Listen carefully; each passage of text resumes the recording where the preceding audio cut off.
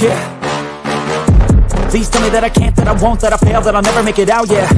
Please tell me all the bad, never good, fill my head full of every single doubt, yeah. Please say any negative thoughts, I pop off when I hear people say I cannot. I get off to the thought of proving everyone wrong, I won't stop to the top, so you better back off and get lost. I'ma stay loud, stay proud, never running out, never heading south. I'll be spreading out, call it word of mouth, can't put me down, I'll be getting loud. You can have it douse, not what I'm about, have your f***ing cloud. It be raining now, I keep making sound, go another round, I'm legend bound, can't stop me now. I almost brought back Tom McDonald for today. Oh, yeah. I almost did. I was talking to him the other day. Were you? Yeah, I asked him a question, and he goes, "You haven't talked to me in a while," and then started talking about a few things. So we were talking too. I wanted to know he does like poetry. Yeah. Yeah. Oh, I've seen that. Yeah, he does poetry, and I was like, one of your things I listen to in the morning is like offline, and he goes, "What?" And I taught it, and he got it back up for me. I don't know why it was off, so I was taking it down. Yeah. I was like, no, he's got some really cool stuff. Yeah. Oh, I gotta get to the talkie. We got DEA on. See, DEA's here. Did you say hi to him? Hi. Hi, DEA. Texas and Frank QT, what's up? And we got Nikki. Do you know Frank what said he had to go though, so yeah, that's Frank. Frank's my homie though. But that's cool. Got things to do. It's not a regular this was day. thrown on Thursday, so usually it's Friday. I threw it up on Thursday. There's a reason. Laura's birthday's tomorrow, so I'm going up to Dylan and Brittany's, and we're gonna have some fun. That's cool. Cool. There. There's Dylan right there. There's my homie right there. I got Nikki art coming. Hooked on Gecko's art. John Feely, how are you doing? Long time no see, buddy. How are things going with you? Yeah, I know. How are things going with you? Everything going good. I've been hatching out some fire. How about you? Nothing hatching out yet, but got some eggs. Not many. A few. Well, like everything that's going on, so I kind of put stuff on the back burner, of course. So, but we're getting there. I got another hognose snake the other day, so we're going with it. With it. This year it trumps last year altogether. I don't have the quantity like I usually do, but the quality is like fire. Oh, I've seen it. Absolutely insane. Nikki, you ship whenever you want. I'm excited I got Nikki art. So I made a purchase from my buddy Dave. I bought a ball python picture, and I don't have it down here. I'll show you guys. It's an amazing ball python picture, and I will get a picture of it for everyone. So I'm starting to buy pictures because I'm thinking about moving the zoo. I can't talk more about it than that, but I'm thinking about moving the zoo. And actually, putting more forth. The new job I have is going to give me financially stable enough to actually dump a lot of money into it. Well, that's a good thing. So we got the retics now, and I have a painting I got to ship tomorrow, so got to ship either way. That Nikki, you my homegirl. So I'm excited about that. But yeah, but the fire coming out. I hashed out a thick stripe that is dark, and it's really cool. So I'm hoping the darkness is going to say that thick stripe's going to stay and not spot out. You know how it's reverse stripes spot out. So I'm hoping it holds on because it's non-albino. Every one that holds that stripe for me has been albino, so I'm hoping that the non-albino one holds out pretty tight. I have one that held out a stripe, but the stripe turned green. Green. That's kind of cool too. I'll take a picture of it tomorrow and send it to you. It's green. I was like, holy cow! It's like bright yellow and then a green stripe right down the center of its back. Yeah, I don't know if I'm enjoying the geckos more and I'm taking more in, or if it's like I'm actually hatching more fire than I usually do.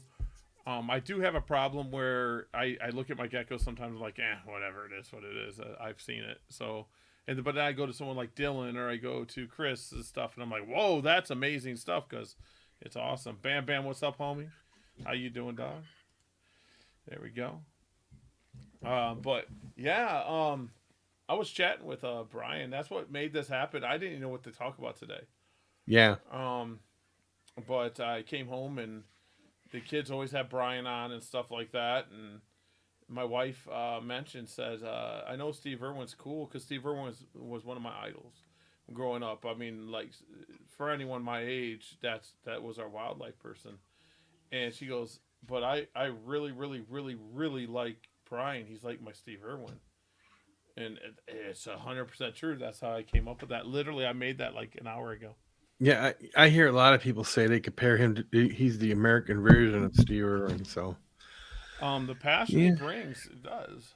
yeah. Well, not many people have it like him. They're not, you know, he's got a real fascination with the animals, their care, and every animal to him is like a special thing. It's great. It's there. Not a lot of people are It, like that. I his life and his zoo and his facility is on video every day. The man is, I mean, these people talking garbage still about his care and stuff. I mean, on video every day. Why? Uh, I mean, he even admitted he had mites and stuff back in the day, but he got it all under control now. I don't And care if you have a collection his size or oh, you it's have a gonna happen. collection, period, it's going to happen. Mites are Mm, going to happen. And the reason I'm blessed enough not to have a mite infestation lately is I don't breed snakes but I am breeding snakes. I got one of them flies again. But I am going to breed snakes, and I guarantee I'm going to have a mite issue because I do reptile expos, and hmm it's without a doubt. Mites are not saying that you do bad care, because mites happen. Now, can mites, do something bad? 100%, 100%. But overall, mites aren't terrible. You Like the guys need devil. to watch Jeff Ronnie's version. Jeff Ronnie did a video a few months back on the protocol he takes when he brings all his boas back from a show, and what he does, what he uses, and everything. And he used to have mites, but now because it happens. But now, since he started doing this, he says he hasn't had one mite since he started doing it. Back in the day, I don't do that anymore with geckos because I'm pretty strict about gecko stuff. But when I did all the snakes, I had a showroom. Hmm That's all the animals that went to expos. Nothing came out of that room. Then I had a second showroom. If something got sick in showroom 1, I would shut it down and I use showroom 2 until that got fixed. I had hmm that many animals. I could rotate. There's people back in the day from 2004 and on that would be like, Gary's got everything. He's always got something new he's selling. Guys, I was rotating. I was doing shows every weekend. I was rotating animals because you just don't take hmm the same animal. No. Um, so, I mean, I was taking. I mean, I would rotate ball pythons and corn snakes and all this. I mean, I would purchase 4,000 corn snakes off my friend out of New Jersey. So, I mean, when I took 50, I could easily rotate out, corn snakes.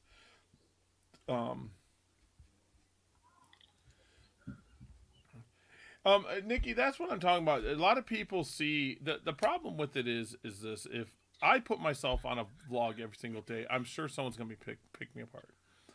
It Um, happens. and I guarantee we all would get picked apart. Where we got to get to the point is we're human beings, and every single person that has a pet, no matter if it's a dog, a cat, we all put animals in boxes for our own pleasure. And you're gonna be like, a dog's not a box. We keep them in our home. You get what I'm saying? We keep them in our home. We tie them to trees. We tie them to leashes. All this other stuff to keep that animal with us, and that's our pet because we're superior to the animal. That's what pet basically is. We're superior to it. And sure, did he make mistakes? I make mistakes, and everyone else makes mistakes. Hell yeah. But you tell me a person that's taken the mistakes, admitted them, and says, "Hey, guess what? I'm going to better the life of these animals." Mm. And he made a zoo. I mean, his reticulated python enclosures. He used to get yelled at. He kept them in drawers. Got it. 100% with that. But look at the man's enclosures for his retics now. Yeah, they're big 10 by 10 rooms. I mean, his anacondas have freaking pools, Hmm and I You love know, it. I always say the person that's picking you apart is just better at hiding their flaws than you are. That's all. It's all it is. And I'm not a J fan. at all because how he keeps his retics. Now his retics are kept in big 12-foot cages or whatever, but the size, the girth, the overweightness, I don't like that. Yeah, they're kind of unhealthy. So I mean, I'm not a retic expert at all, not even close. But I mean, there's certain things that I mean, Brian's actually looked at stuff and says, "Hey, yeah." Now my wife's texting me again. Let's see what she's saying. Now watch when I say.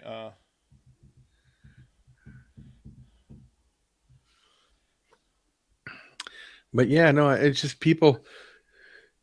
If you're on there every day, somebody's gonna start saying something, and other people pick on it because they just like the drama of it, and it goes from there. Yeah, but I mean, you to me, I mean that guy's brought more business to me than any other YouTuber. And he's brought more children into the game than anybody else that I know of. I mean, it's just that's what he does. My kids love watching him. Um, it's just one of the things that's like he is the Steve Irwin, but I don't want to say he's Steve Irwin. It's not Mm-mm. because it's disrespect to Steve Irwin, but it's more Mm-mm. disrespect to Brian because Brian's different. Steve Irwin was more all wildlife, and Brian is kind of the pet trade, but he does have wildlife in there mixed in there a little bit, and I'm sure he wanted to do more. Um, but I mean, the bottom line is if you go to expos, we put I don't have one. We put animals in little deli cups, put them in boxes, drive them to it, and put them on a table so people can poke and pry at them all day to buy them. Now, I'm not saying that there's anything wrong with it, but I'm also saying that I understand who I am. You know, that's what I do. So I'm not gonna sit there and slam someone else. I mean, unless their animals are dying and they're kept in really horrible conditions and not been cleaned, and then okay, yeah. Let's go after them, people. But for someone that's actually changed in camera, and you can go back to Snakebite days and see what he was doing to what he's doing now, there's not one person that can say that he has not changed. Uh, I think, and I hate to say this, when that time comes, the reptile hobby is going to hurt because of it. Mm-hmm. And I know that some people aren't gonna like to hear that, but I mean, and he also has a family, grandkids, like one child on the way. They're blessed enough that when it does come time, their grandfather and their father has how many vlogs online? 'Cause that's Oh what he yeah, was. yeah. And then go back and look at them all. Yeah, that's who he is. So they're going to be able to see who he is. Uh, yeah, I just have mixed emotions about it because I mean, people know that we weren't talking for a while, and now we talk, and I'm really excited to ask him what kind of sharks he was going to get. Let me look because I don't remember what they were. I know he's looking at black tips. We're going to talk about black tips, right? And he texted and said that he was looking. I know one was bamboo. But he said he's looking to get 4 or 5 species, and black tip bonnet head. That was the other one, bonnet head. Bonnet heads, they're cool. Yeah, and bamboo, and then he put a question mark. He doesn't not sure what else.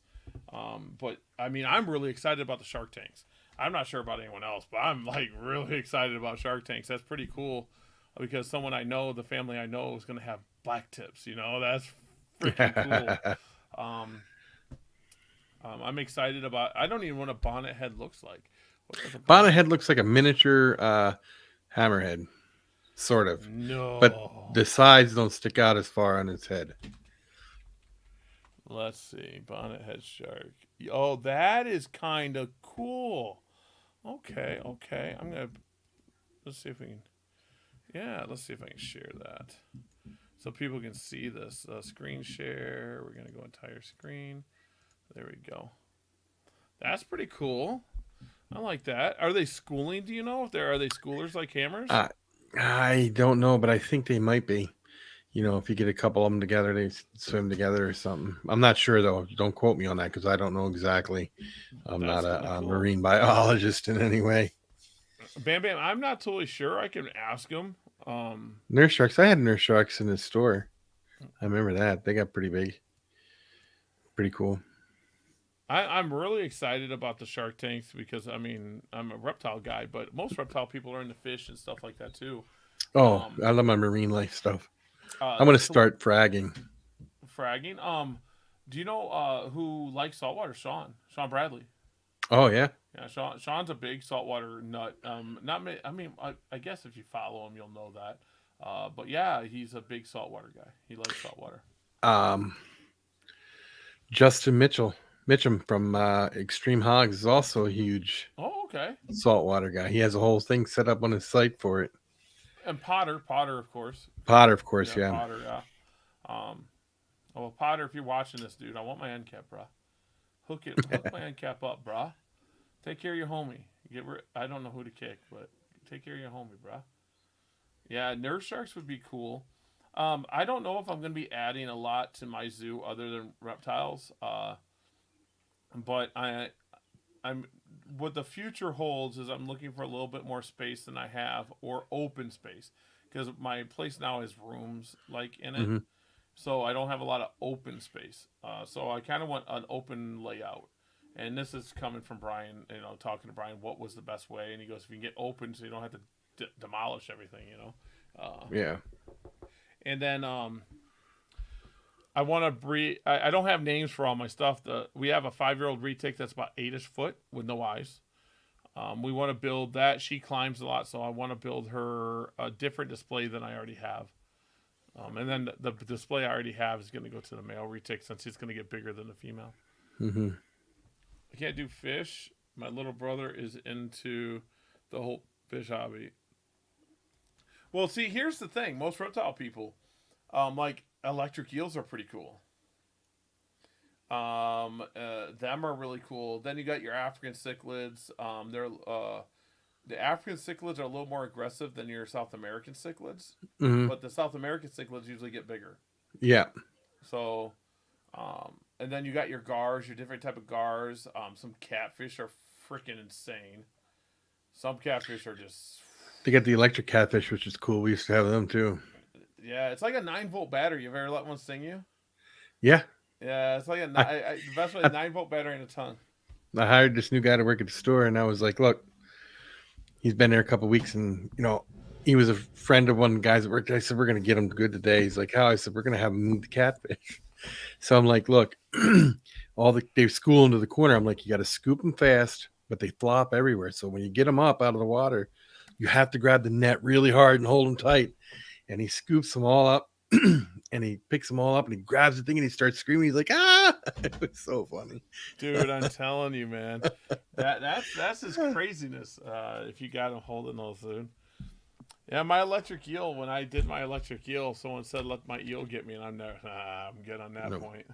eels, them, they can kill you. Them ones. Yeah, my nine. I don't know if she would. She was pretty calm, or he. I don't know if it was a male or female. Um, she wasn't aggressive, but I think they put off electricity all the time, right? Yeah. Well, it's slight, but when they zap that, when they get, they let off a burst when they get frustrated or feel in danger or anything. So I don't know. Yeah, But I want to do, if I were to do fish now, it would have to be frag tank because I'm not, I've done all the discus. I've bred discus and plecostomus and catfish and all kinds of stuff, but I'd rather just do little frag tanks. some of them Not little. plecos. The plecos are invasive down in Florida, aren't they? Did you see the video of the guy who caught one last week? Mm-hmm. And it was huge. And he held it up and he's like, I don't know what it is. He goes, but I think it's some kind of sturgeon or something. So he let it go again. I was like, what? And it was huge.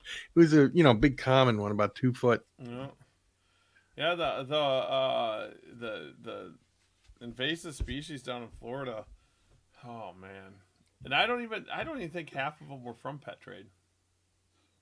No, they're probably from the farms, don't you think, or something, or what? Yeah, well, importation, the fish. I don't know about the fish so much. I don't know how that would be, but like the Burmese pythons and tegus and all that, and the chameleons, I think they came over there on boats and Well, the spiders and all that good stuff. I said that too. I said I think most of the berms. I'm not saying some of them didn't come from pet trade or anything like that or Yeah, breeders, but a lot of them came over just like the brown tree snake did to Guam. Took yeah. it over, come over on boats, cargo. And Florida's just that region that is almost perfect for everything. Mm-hmm. I mean, it's like perfect. It can't. Oh, let's see what else. Bam Bam's got some stuff today. We got a goldfish problem here in Utah. Everyone keeps releasing goldfish in our lakes and ponds. What part of Utah you live in? I want to actually move to southern Utah eventually one day, near Kanab or St. George. Near Zion. Mm. So that's where I want to be. Where the concrete ends. I don't want to be up near Salt Lake City and stuff. Everyone's like, "Oh, no. Salt Lake." Nah, I don't want to go. I don't want to be near Salt Lake.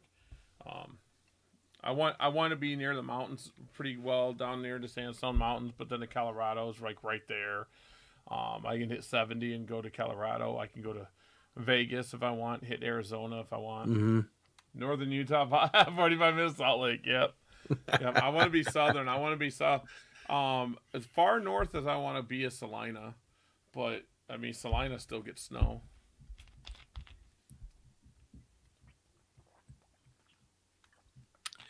Yeah. I like Utah. Utah's like our dream location. Is it because of the way it looks, or is there other looks? No, I like the way it looks too. Been there. I like it. I always tell people, the people out there come out here and they're like, wow, it's flat and it's different. And we got the big cities, but we go out there, the mountains are different. I would probably, if I move out there, I'd still do animals in the zoo, but I'd probably try to take my photography to the next level for sure. Mm-hmm. Because when I was out there, jeez, I mean, I think I got some of the pictures. I gotta see where they're at. Did I take? Oh, I didn't take it down good. I have like this is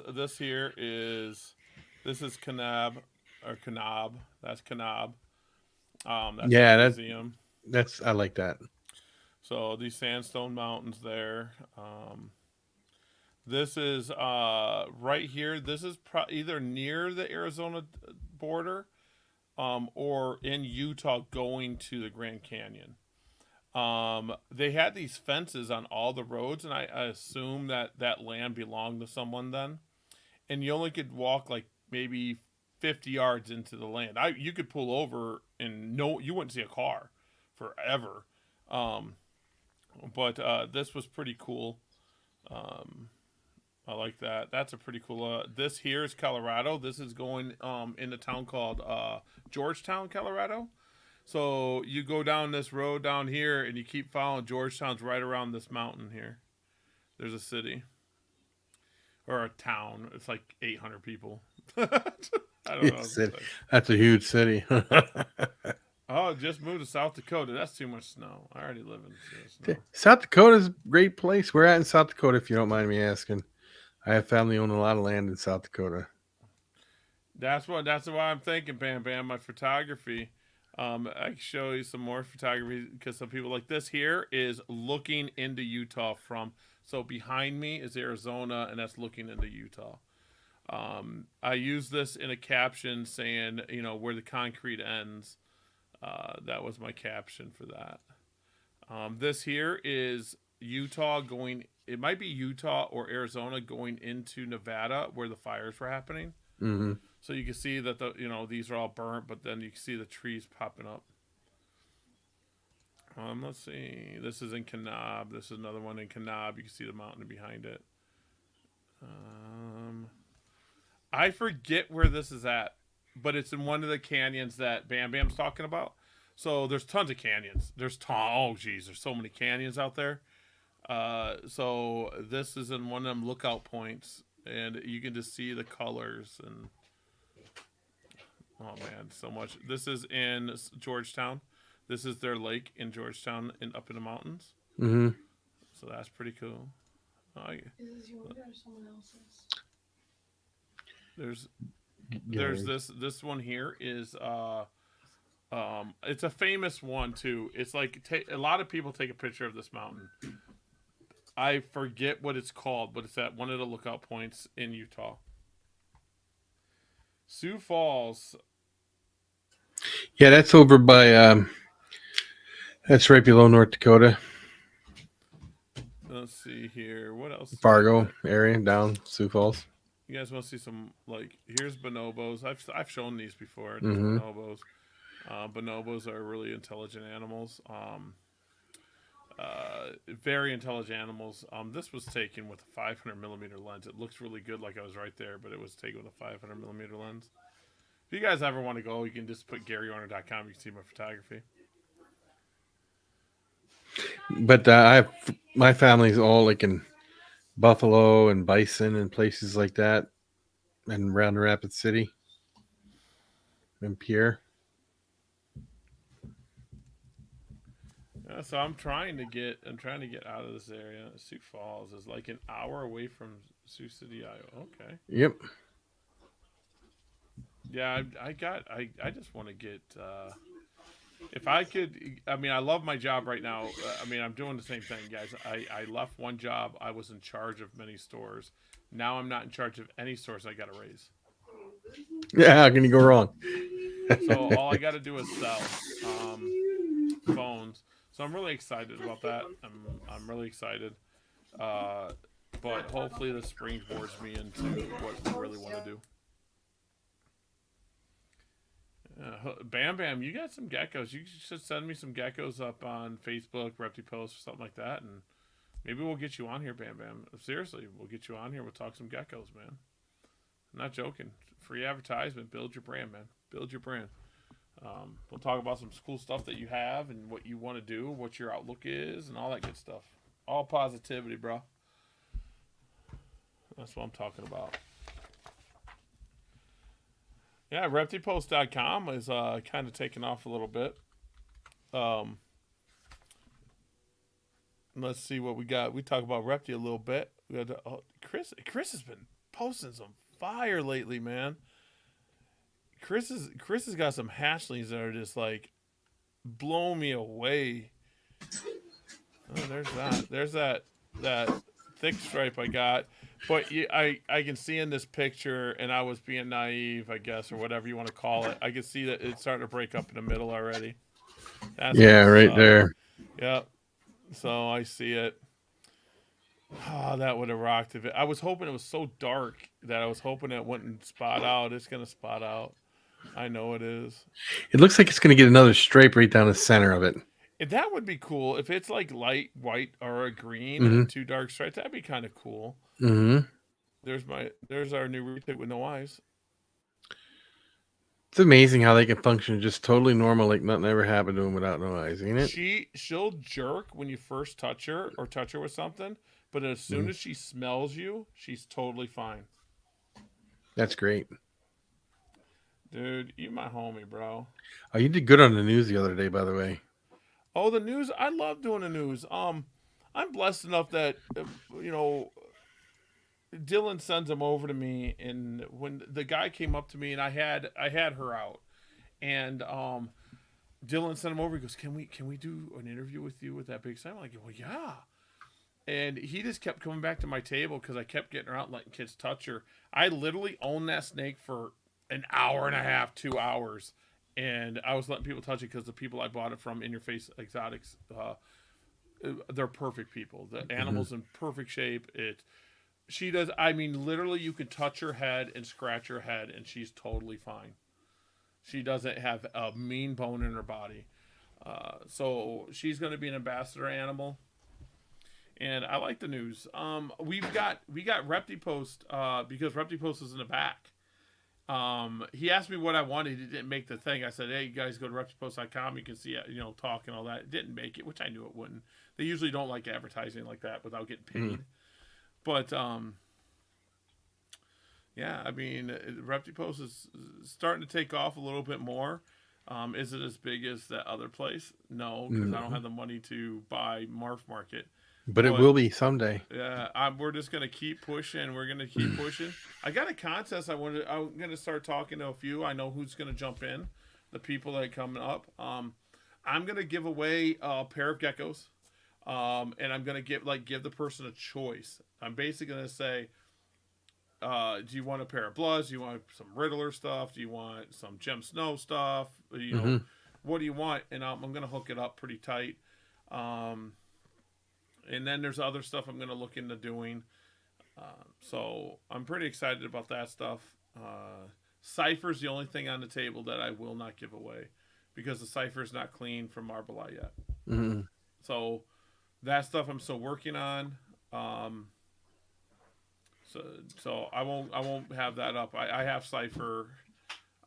Like I said on a couple days ago, I have It's unlocked every over there. single morph of Gecko except for Enigma and Lemon Frost and NDBE. Yeah. Well, I have a girl that's supposed to be NDBE, but I don't breed for NDBE with the health issues. I don't care what people say. We have so many good morphs that we could breed. We don't need to clean up NDBE, No. Lemon Frost, Enigma to get what we want. We don't need to do it. No, there'd be no need to do it. Mm-mm. Yeah, I mean, this animal here for $255. I just gotta show this off. That animal there for $255 is insanity. I agree. That animal. I like the red diamond projects. I really do. $255 though, man. You could buy that animal and do so much with it. I mean, look at the color and the neck and the head of that animal with the highlights around the banding parts. Mm-hmm.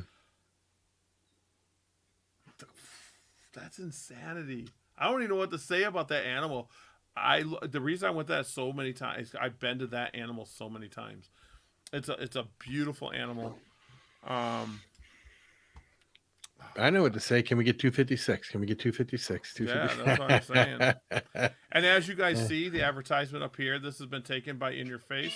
Mm-hmm. Then we got US Arc. This US Arc, we might be able to move because US Arc now is over here permanently. Mm-hmm. So I might open this up to somebody. If someone wants it, let me know. I do take animals for the zoo for it. If you guys want to offer animals for the zoo, or animals like ball pythons, if you want that spot for the year. But I mean, ball pythons are more expensive than what I charge for that spot, so I don't know what I would actually get. But if you look down here, you got some viper geckos. Some... Yep. Wally posted some different types of geckos on here. Very some Vipers, cool. Victoria, Pictus, Melii, stuff like that. I thought he posted some Pictus, but he didn't. No. This is another one. But I don't know what Gene X is, so I got to talk to Shane. That's a cool looking animal. But I don't know what a disco is. I don't know what a Gen X is. I know what a yellow belly is. Better get some reading some books there, huh? I just ask my buddies. I'm just asking my buddies, see what's up, homies. The other stuff, like In Your Face, this is like amazing animal. I don't have a sun tiger hogs and all, I don't know what that all is, but anything from In Your Face is amazing. I've never seen them take a retic out of their cages and bite. This Pastave hypo is just... That's nice. This is insane for $350. It's 1,000 grams. So Pastave is a pastel, Mojave, and a hypo. It's almost ready to breed. Genes. Almost ready to breed. So this stuff is just blowing me away. The prices that we're seeing, like this one here from Scott Noble, this white and yellow trapper, 66% eclipse. That's what a white and yellow should be. It's gorgeous. I mean, the animals being posted up on here now is just insane. This is kind of cool from Chris Fenn. 350, an orange stream leopard yellow belly Enchi spider fire. I know it has spider in it, but that has orange stream, 1 leopard yellow belly Enchi spider and fire. So 6 genes for $350. Yeah, that's a good price. And I bet you that the orange dream pops more the older it gets. It'll look better. I am so... The marketplace is being used now. We won't look at my stuff. We don't need to look at my stuff. Sand boas. Wow. Yeah, wow, this place is blowing up. It's blowing up. And it's free, guys. This is insane. This is my buddy Nick. That's insane. But it's acid. The acid. So he's been telling me about acid.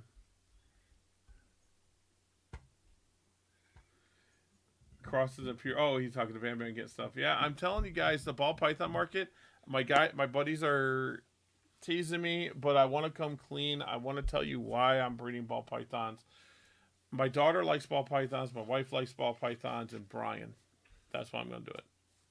So I'm going to try to take my mind, my gecko mind, and inject ball pythons. That's what I'm going to do. That's good. I think you'll do good at it too. So I'm not looking at genes. What I do when I look at it is the same as I do for leopard geckos. I look at the picture and saying that's cool, and then I go and then I'm looking at genes. What created it? Yeah, because some of them genes are recessive and might not show up right away into what you're thinking, but you could eventually get to what you're thinking in your head. Yeah, I'm looking at puzzle, but puzzle. Then there's puzzles look pretty good, but clown gives the same look, but it's different. Mm-hmm. So I'm starting to learn some stuff. I want to do pied, and I know there's a lot of people that have pied out there, but my wife and my daughter like pied. Pieds are my favorite, so we're gonna get some pieds, and like I said, I'm blessed enough to have friends in Wisconsin. You know, I went up to Garrett Meyer, and I said, "Yeah, Gary's gonna get like 10 ball pythons." He goes, "Yeah, that's what you said when you got into leopard geckos." That's what he told me. He goes, "Yeah, you said, oh, I'm only gonna get this many," and I was like, "Oh yeah. But that's true this time." He goes, "Yeah, right, whatever." So I'm not looking to change the market. I'm not looking to do any nothing like that. I'm not even a world changer in leopard geckos, guys. I just produce a lot, and people think I'm bigger than I guess I'm bigger, but I don't sell online. I don't. I have outlets. So, like if you were a jobber and wanted 200 leopard geckos from me, that's the people I talk to. yeah. And then like today, thank you, Chris, sent me somebody that's looking for fascio. I have some fascio going to be hatching, and then we got more fascio hatching in a couple weeks, and she's looking for a pair. Mm-hmm. So we're going to take care of that, and because I got pure macularis on the ground. I have 4 male macularis on the ground, but what was weird this year with my macularis males is one hatched super big in the 2 egg. We had 2 eggs. One would hatch super big, one would hatch super small. And then it happened again. Like one was super big, one was super small, but all the females have been hatching perfectly. Mm-hmm. So I don't know. The fasciolatus, I'm happy about. I talked to the friend that bred my Montanius, and he only produces females. So I gotta find a male Montanius, and that's hard to do. So I'm looking for Monties. Do you want me to wait with shipping and include a ball python morph chart once it's done? That's totally up to you, Nikki. Totally up to you. I've been watching her make that chart. It's blowing my mind. I think it's great. Either way, Nikki, I'll buy that off you no matter what, and I'll probably buy more off you. So it doesn't matter. Either way you want to do. I trust you with... I trust you 100%, Nikki. 100%. And anyone that wants to, she has amazing art. Hooked on Geckos, get in contact with her. She does some amazing art. Some is funny, some is very, lighthearted. It's just amazing art. And in the zoo, when I get the new zoo going, even if I stay at this place, I'm gonna have her art up and how to get a hold of her to purchase her stuff. Mm-hmm. So I'm really excited. Oh, no worry. Oh, QT, there you go. Yeah, no worries. The fascio. My fascios do hatch pretty light. They're pretty cool. I do like them. They get big. So, my fascios are cool. I think right now I'm one of very few people that are trying to breed, the subspecies. I do have a secret. I can't let stuff out about the Miles. secret. Miles, my homie. Dude, my homie.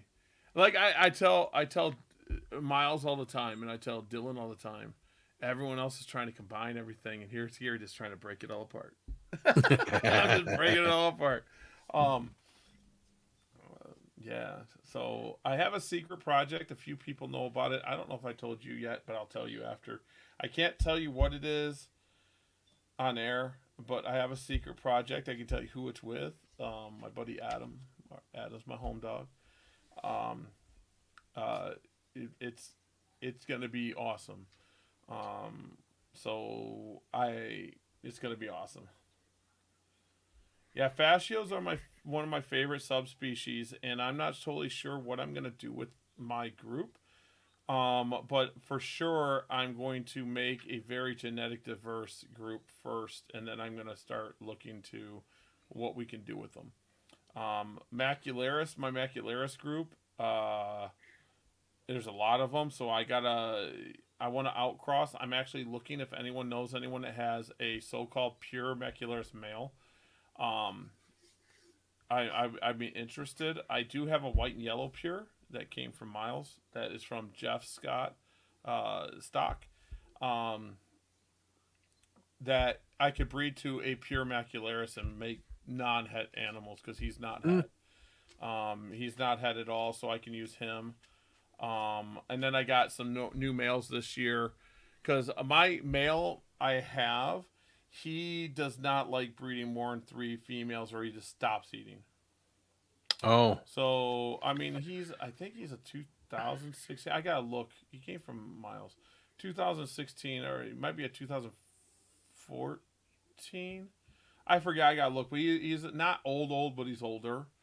Mm-hmm. So, I might just give him a year or 2 off now and use his kids for the next future. It's important. It's important for us. Now, the project I'm pursuing with fascios is Black Knight Super Snows from Adam. And okay, there we go. I like people's projects. I think that's what's so cool about geckos, though. People can just imagine something and go for it. You can't do that with hognose. I went after him tonight, guys. I jabbed him. I was like, bam.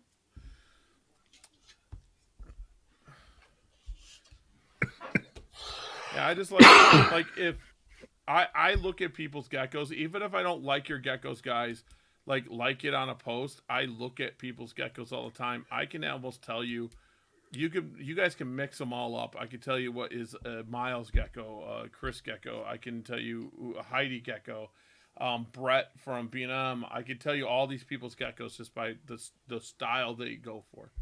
I can tell you what it is. Like, you could show me, you can go into my rack and just bring a gecko out to me, a baby gecko, like a 15 to 20 grand. I could tell you probably what it is. I could probably almost tell you what number it is. Because, I mean, like my wild type het Eclipse het Bell look different than my wild type het Tremper Eclipse. They just look different. Because I have different ideas for them all. And eventually, like, a striped tailing is a lot in my Tremper stuff. No one's noticed striped tailings in my Tremper stuff.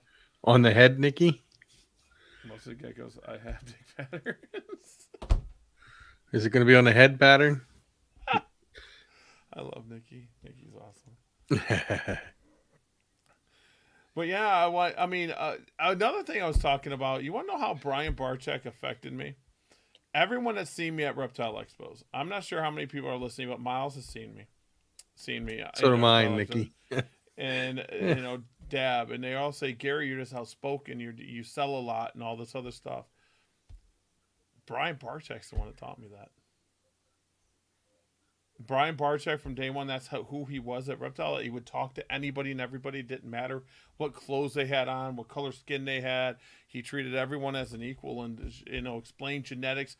He just wanted to talk, reptiles to anyone that would listen. I just want to talk geckos to anyone that would listen. So That's because he's passionate about what he does. Yeah, so everyone that goes, Gary, you sell a lot because you talk a lot. I'll look at him like, isn't that what we're here for, though?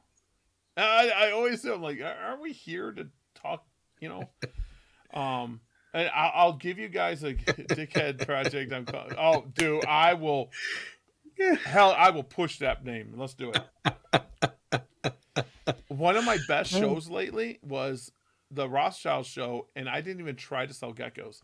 I was having so much fun showing retics because I have both my retics there. People were like, "Oh, you're letting us pet. What kind of gecko do you have for us to buy?" That's how it works. And good. so I can't wait for the Very next one. Once you build relationships, that's right, 100%. Right there it is. I can't wait. I cannot wait for the next expo just because of my girl. But do you know what? I got to get a hold. I bet she messaged me. I bet you she did. I got all these messages. Yes, there I do. Oh, Aaron did. You got me at the show on large rat available. I currently have 3 in the freezer and a few more. Okay, cool. I got that price. I'll buy them, Aaron. I got to get rats for that retic. So, because everything I have eats smaller stuff. So, and I think she's that 8-foot retic could do a large rat pretty easily. Yep. So I'm gonna give her a large rat and go from there.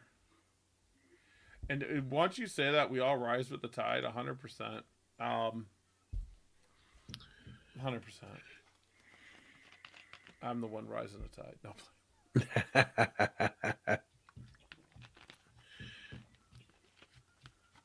That acid stuff, I'm gonna have to yell at Nick today. I was talking to him earlier. Why do you like it, or? Yeah, I like it. He does them. He does acid. I like it, but I want to know if you can put it into brighter colors. I'm pretty sure you can. Yeah, I'm gonna talk. I don't know though. I've been out of the ball python game for a while. I don't know everything there is to know about it, but. And everyone has been messaging me the last 2.5 weeks, and they were getting responses back pretty quick. That's because I wasn't working. I'm working again. So you're being put back on the back burner, everybody. Yeah. So I'm no longer a manager. I no longer manage stores. I just sell cell phones. Like I went to sales and I got that big raise. It crosses well with pastel. Oh. All right. I'm gonna have to look at it. Confusion is the same. There's a what? There's a confusion. Now, Chris, you're gonna kill me here. Now you're gonna go look it up. There's a confusion. You're gonna go look up pictures. There's a confusion ball python. Fusion, like you're not messing with me? No, there really is. Yeah, I know there is.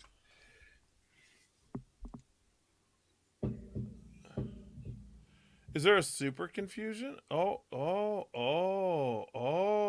Look at that. Pretty interesting. No, I don't want to move to my dream home. That was cool. The confusion. I want a confusion ball python now. Why'd they call it the confusion though? It's confusing to look at. I don't know. Justin has. There's one from Justin. Yeah, Justin, I want to talk to you, homie. You didn't even reply back to me, dog. It's like you're busy or something, bro. What's more important, man? Your animals or Gary? Get in touch with me, homie. Dude, I wanted to talk to you, dude. Did you know? Did you know that? Wait, my local buddy was selling their pastel confusion for $2,000. Jeez, they sell for that. But Justin, do you know he only produced like 1,200 animals a year? Yeah, but look at the price on them. Yeah, I know. I'm trying to get stuff that my local market doesn't have. That's what I'm trying to do. Which is tough where you're at because there's so much up there. Yeah, I got where you're at. Garrick DeMeyer right here. Meyer, And Garrick told me I can come over and look at stuff because he knows I'll buy something. Garrick DeMeyer is one of, if you guys don't know Garrick DeMeyer, the guy is one of the freaking nicest guys in the world. Like, the nicest guys in the world. He does not, I don't think he has a mean bone in his body. Mm-mm. And his animals are freaking insane. He goes, well, these aren't the best, though. They're not that good. And I'm looking, I'm like, oh, okay. I'm like, whatever, Garrett. Whatever. Yeah, I mean, the ball python game is totally weird. And do you know how people say that the gecko people are nuts? Oh, ball python people are crazy. Oh my lord. Oh, geez, I don't even. They don't care what goes in the animal as much as gecko people do. But, dude, I don't even know. I'm going to stay out of that. I'm just going to produce awesome animals. That's what I'm going to do. You just gotta have fun with it. Can't get all serious about it and crazy with people. I find it's much better that way. If you just go have your fun, and then you'll be. I find it much better off that way. Are $2,000 snakes still selling? They got $30,000 snakes still sell. That's insanity. I was looking at hognose. They got hognoses that are going for $15,000. I was like, What kind of hognose goes for 15 grand? well, let's look it up real quick on Morph Market. I know it's. Oh, I'll go to Morphe Market. I'll go to Morphe. Do you know someone was? I was watching. Who was it? But they were calling it Meme Market. Meme Market. Meme. Yeah. I forget who it was. Let's see. Let me unshare this real quick. I'm gonna stop because I want to make sure that I'm not sharing my audio. Because when I share my audio, it's all messing up. Excuse me. There we go. Let's dive in, guys. Everyone that can watch this. Let's dive into some hoggies. Right up there. Right below the other pythons. Yep. Now go over to the side and type in price range. Highest first. There's an 8,000 one. A super 8,000. Arctic sunburst. Yep. It's JMG. Jeff, lower them prices, brah.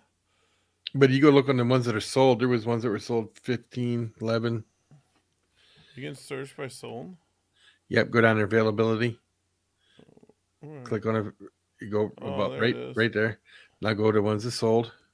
There you go. Highest price for there you go. 15,000. A Solar Storm Super Conda. So this Tom guy's pretty big in the stuff, huh? Yep. But he's got high end stuff too. That's like JMG sold $30,000 worth of snakes right there. Yep. All right, now we're gonna go to ball pythons. Let's see what ball pythons are. Highest for sale. What? Anyone got a guess?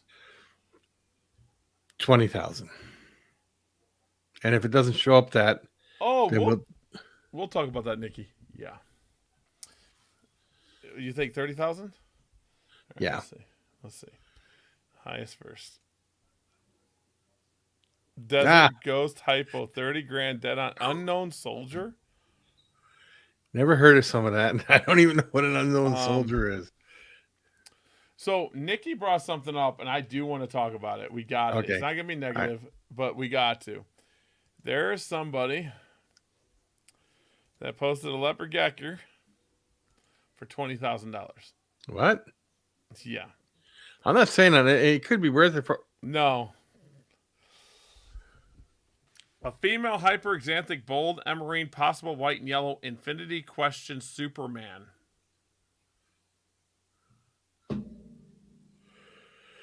Okay. And then he's still going to charge you for shipping. and it's a female. Did anyone tell him that female leopard geckos don't go for as much as males? I don't know.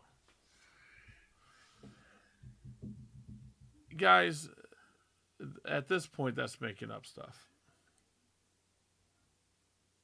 What the heck is all that? And my God. And what I'm reading here, there's no hets. So there's no het Tremper, no het NDBE Letty has in his stuff. There's no het. So he's saying that he has all that pure. Wow. I'm a little disappointed in that listing.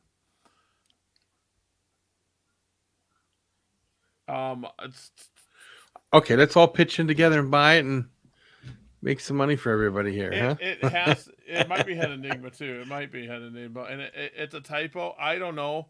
Because if it's a type of, what was he saying, $2,000? That's okay. I will admit the most expensive leopard gecko I have ever sold was $5,000. This was in the prime of the white and yellow, because I was one of the very first to breed white and yellow bell stuff. Okay, so I was the very first in the world to produce the Super Snow Bell albino white and yellow. I was the first in the world, and I called it a side effect. It wasn't even what I was going for. It was a side effect, and I started popping them out like they were candy, and no one else could produce them. No one could figure out why, and I was producing them like left and right. I put up, donate the 20K to US Art. That's what I'd rather say. So leopard geckos don't sell high for a reason. There is a reason you don't have $20,000, $30,000, $100,000 leopard geckos. Egg to production is 1 year. Mm-hmm. There's no waiting. There's no market. That's why the markets don't last long. The cipher went from $3,000 or $5,000, $3,000 to, you can pick up a cipher now $900. And I guarantee the more people produce cipher, it's going to drop down to $300 to $500. And then the combos and the selectively breeding, where geckos have it is, we hold that value a little bit longer. We hold value around that $500 line for a lot longer than ball pythons. And the profitability is there. A $20,000, I mean, I don't care what it is. That could be a satin cipher, and I wouldn't pay 20 grand for it. You wait one season, it's going to be lower. Wait 2 seasons, it's going to be lower. And then you're going to be just like these Black Knight people that have all these Black Knights and they can't sell them. Now, but you look at that one there that he had up there. It would be quicker than that because it looks like it's almost. It's a pretty good size already. Yeah, so. I would say that's a large gup. I would say that's probably a 40 gram animal, 45 gram. So it wouldn't be long and you'd be breeding it already. So I mean, it's a female too. I mean, whatever. Is it white and yellow? And the only thing I got to say about Frank is he doesn't know how to identify morphs because he doesn't know how to identify the simple gene of Murphy's patternless. Which I get it. He's never worked with it. We are going to feed the spider outside. Feed the spider outside. Sweet, sweet. Oh, we got the crickets. Feed them away.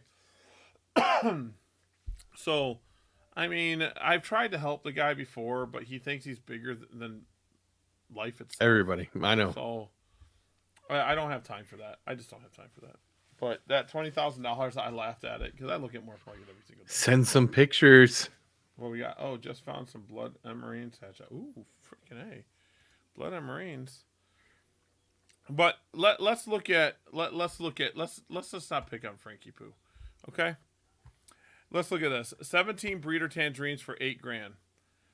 That's a reach. I get it. You're selling a group. So you're selling them for what, roughly $500 a piece. I get it, I guess. I don't know. It's gonna be hard to get that. So we're back here, and then it jumps down to the lava Black Knights. The only person I know that produced a lava that I've seen is Adam. And now I'm not saying them aren't lava, but I mean Adam was. Then here, like the giant Black Knight cross here. I mean, it's a giant Black Knight Max Snow Het Bell Head Eclipse. I don't know. I don't. And know. it has a regenerated tail. And it's the bubbler. This one says rare temp sets male super Okoya. So Okoya is a cross Black Knight, if you want to say that. It's still a melanistic animal.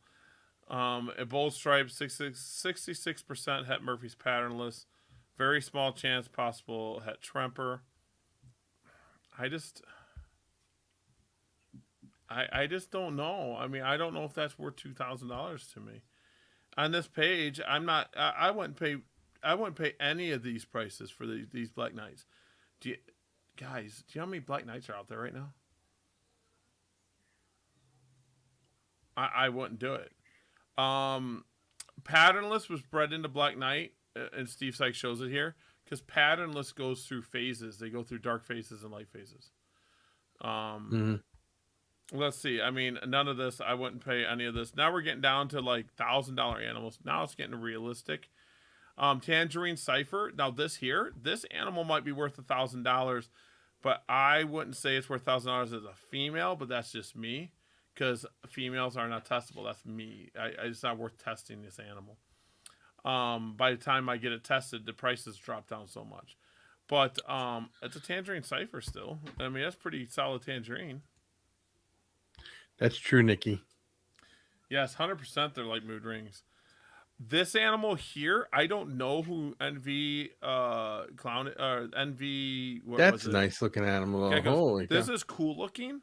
Mhm. That's a really cool looking gecko. I don't know if let's see. It looks like that is the animal. That's a cool looking animal. Is it worth $1,000? What now? I'm going to tell you guys what makes me question a ad. They don't know what sex it is. You think maybe they just forgot to put it in there? Hopefully, I'm hoping. They don't know what it is. It will not ship until at least 15 grams. So, I don't know. When you're getting $1,000 animal, you better know what sex it is. You know. Mhm. Pure clowns. I mean, $900. I wouldn't buy anything from Urban Reptile if you paid me. You could buy them for me. I would never breed them. I would never breed anything from the Urban Reptile. No. And I'll say that out loud. I'll scream it. I won't breed one thing from the Urban Reptile. Albie Snow Extreme. This is actually a really good. This here, in my opinion, Albie Snow, and it's an extreme bold. Albie Snow is one of them snow genes that can give you really drastic color changes. Mhm. Is it worth $800? I would say 100% for a male. So Blizzy Bold, I think that's a really good price for a male Albie Snow. And everyone's saying, well, you're an Albie Snow. I have Albie Snow, but I've never released any. So, that's something I would. Or how about this? A Cipher for $800 female. That's a decent price. You're getting a recessive gene. It's not common yet, but $800. You breed her. Let's say you get 6 eggs. You sell them at $100 a piece. You get $600. Mhm. You know, so this is a pretty decent for a recessive animal. I like that. $800 for a Cipher. What is this one from Mutant Geckos? I just want to look at stuff. Rainwater Murphy's patternless, possible het. The blue-eyed amber. That gene there is different. I don't know the price range on that. I'm going into pricing now, ain't I? I'm looking at some animals. OG reptiles. I don't know what OG reptile is. So all these high ones, I don't know half these people. There's Julie.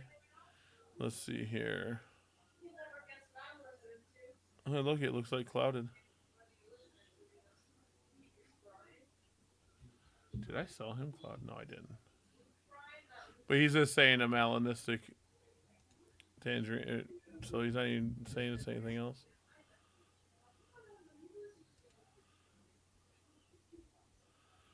Looking at geckos, guys. This is what I do every day. I'm already at the point where I've seen some of these, but I think I listed it different, didn't I? I wouldn't breed NDBE, but that is a cool eye. You can't lie. No, it is. That is a cool eye. What's the other eye look like? That's cool. But pricing leopard geckos and pricing animals is kind of hard. I mean, how would you price? I mean, Hog knows how would you price them? Well, what I do is I always go on and look at multiple places to see what they have and the prices they have on it, and then I kind of base my price off of that compared to the, when I look at the animal. I mean, you can have, let's say, just like an albino that looks like crap compared to some albinos, So you got to take everything into consideration. But yeah, what you got to do is, what I do is I go and look for this for anything though. I go and look at a bunch of animals, a bunch of places, what they got a price for, and then I figure my price somewhere in the range of what they're all based on. Let's see, I need to gather energy to list 20 geckos available. I don't list geckos online. It's a waste of time. Oh, no. Okay, list online. I don't care. I'm joking. So, I mean, pricing animals, it's hard. It's hard because, prices go up and down so much, so fast. So, I mean, is there a gecko worth 20 grand? Didn't we learn that when the over 10? I feel that there really is no animal worth 20 grand. I really do. Well, I mean, at the point of... At today's day and age. I mean, back in the day when they were selling pies for 80K, that's different. But now that they're all out there and all, I don't think... Are you posting it somewhere else? I can read it? I can post it if you want, dude. Where's it at? I don't have it. He's doing it here. Oh. All right, let's see what we got. Warning, wall of text incoming. Given the topic of this video and the posture sakes, I want to comment on it. Studying in and working in the world of psychology and mental health, I am fascinated with. All right, let's do this. All right. Whatever social construct is behind how some people are allowed to change for the better and others are not in public sphere, how in the ever loving heck is Brian not allowed to change? Exactly. I love Miles. Keep it coming, Miles. Respect while others can. This man has changed more about his keeping than nearly anyone, and I've done more than almost anyone, if not anyone ever, for our hobby. It's like some cool, edgy thing to jump. On the I hate Brian train, I get it. I want to be the cool kid. I want to be part of something too. That is human nature, but what I want to be part of is the side of history that has compassion and respect for the imperfect human that have made up their past transgressions and 1,000 times over. Exactly. Miles, you know that. You were sitting at a show with me when someone came up and started putting down Brian, and you said that. And that's what I'm saying is, did Brian make mistakes? Everyone has, but that man has changed on film, and he's vlogging every day. So there's people out there that just watch his vlog to find something to slam him about, which is stupid. You think they would have more productive things to do in their day?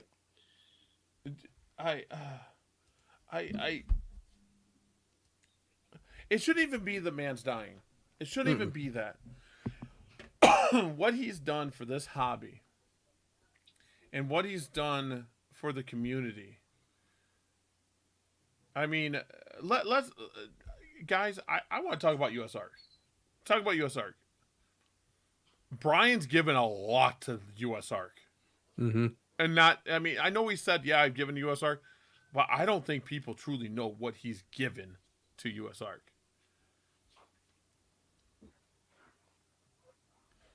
What's up, dude? Do you know there's a video I haven't watched all of Brian's videos. I personally don't have time. What's up? No, I just said what's up. I was saying what's up to him. So do you know he went to shows and went up to people? They were selling an animal for $100. He goes, "How about $200?" And gave the person more money than they were asking for the animal, so they put it in a zoo. Yeah, that's crazy. But Brian Barczyk, I get that he's a friend of mine, but he texts my wife and kids. He texts my wife and kids. He takes time. The man's got cancer, and he's still pushing forward. How many people, if we're honest to ourselves, how many of us could be facing what he's facing and say we're still going to do what we're doing?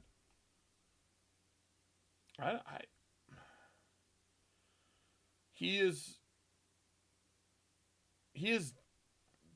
built different than me and everyone else. He's built different. Like the other day I was asking with sharks, and Today I just told him in the last text says I love him, you know, and I'm in a cage. I'm being temperature checked. that's awesome. I remember partying with Brian in Daytona. The guy loves the animals. Oh, dude, tell me about it. I mean, the guy just, I don't know how to explain him.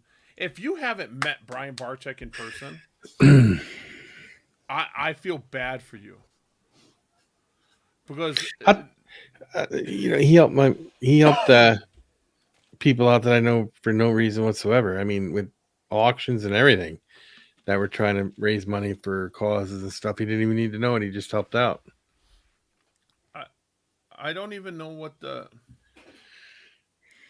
I don't know how to explain it. I don't know how to explain who he is. Like,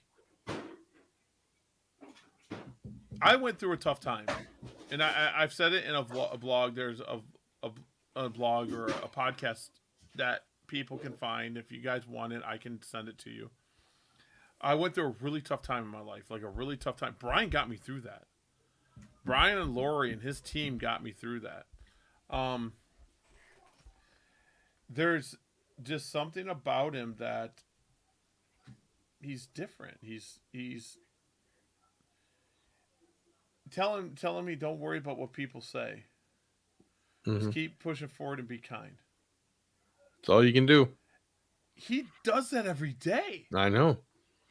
And people bashed him so bad, and I was like, okay, back when he had Animal Snake Bites TV or whatever it was.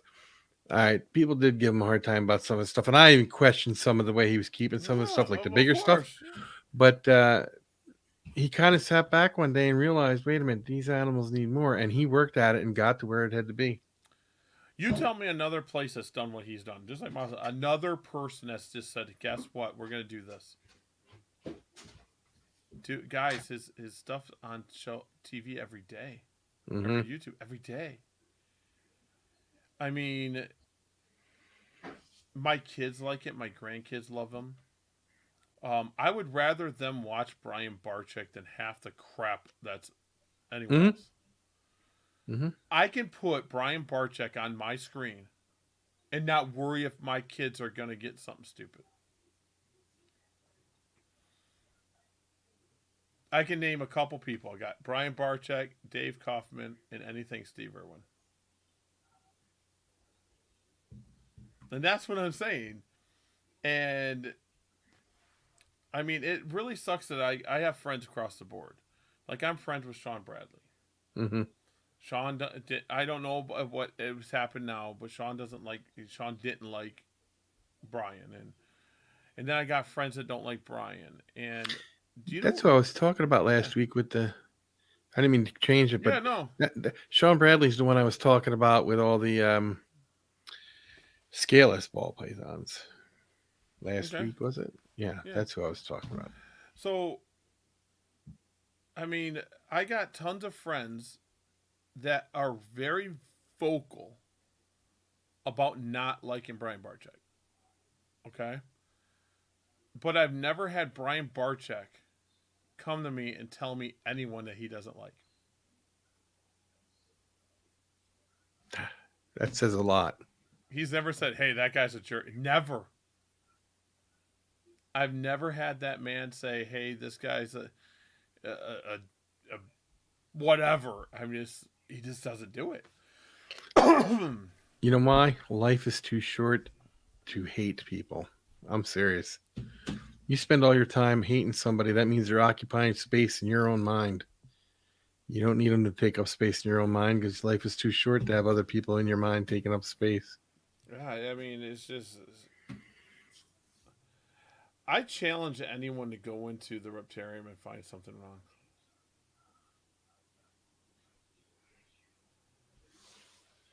I just, I'll be there at Open. I'll be at the Legacy. No matter what. I promise you, Brian, I'll be there no matter what. Either way. But I don't know what else to say about him other than he's done more for the hobby and he's pushed out more positivity than anybody else in this hobby.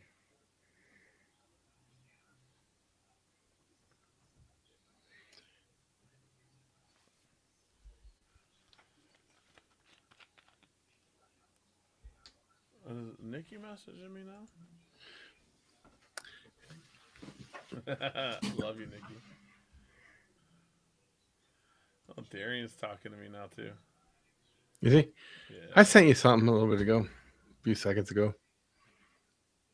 You know, 20K animal, $20,000 leopard gecko. Mm-hmm. What does Darian say? I want to see what Darian said to me. Anyway, like I said, you can't hate people. I don't care what they do anymore. I'm not. You just can't. You could dislike what they're doing at the moment, but you got to get past it all because everybody changes, like you said, They and should anybody can change. I get upset when people step all over him, and Brian gets upset. Brian Oh, does look. get upset. Frank is here. Hey, Frank. Yeah. We got, but I mean, Brian's made mistakes, and he's admitted his mistakes. He's grown from it. I will. And everybody's say made a this, mistake, yeah, like you but said. he's not made excuses why he made the mistakes. He went and changed Because he owned them. He owned them, mistakes. and he took care of it. Yeah. But yeah, I mean, today's conversation with him was kind of short for my normal conversation with him. But I know he's busy with, the family. One of my favorite memories with Brian. You guys want to know what my favorite memory with Brian? It has nothing to do. Well, it does have to do with reptiles, but it had to do with Chewy. They were doing a duck tank at 2009. Steve's gonna know.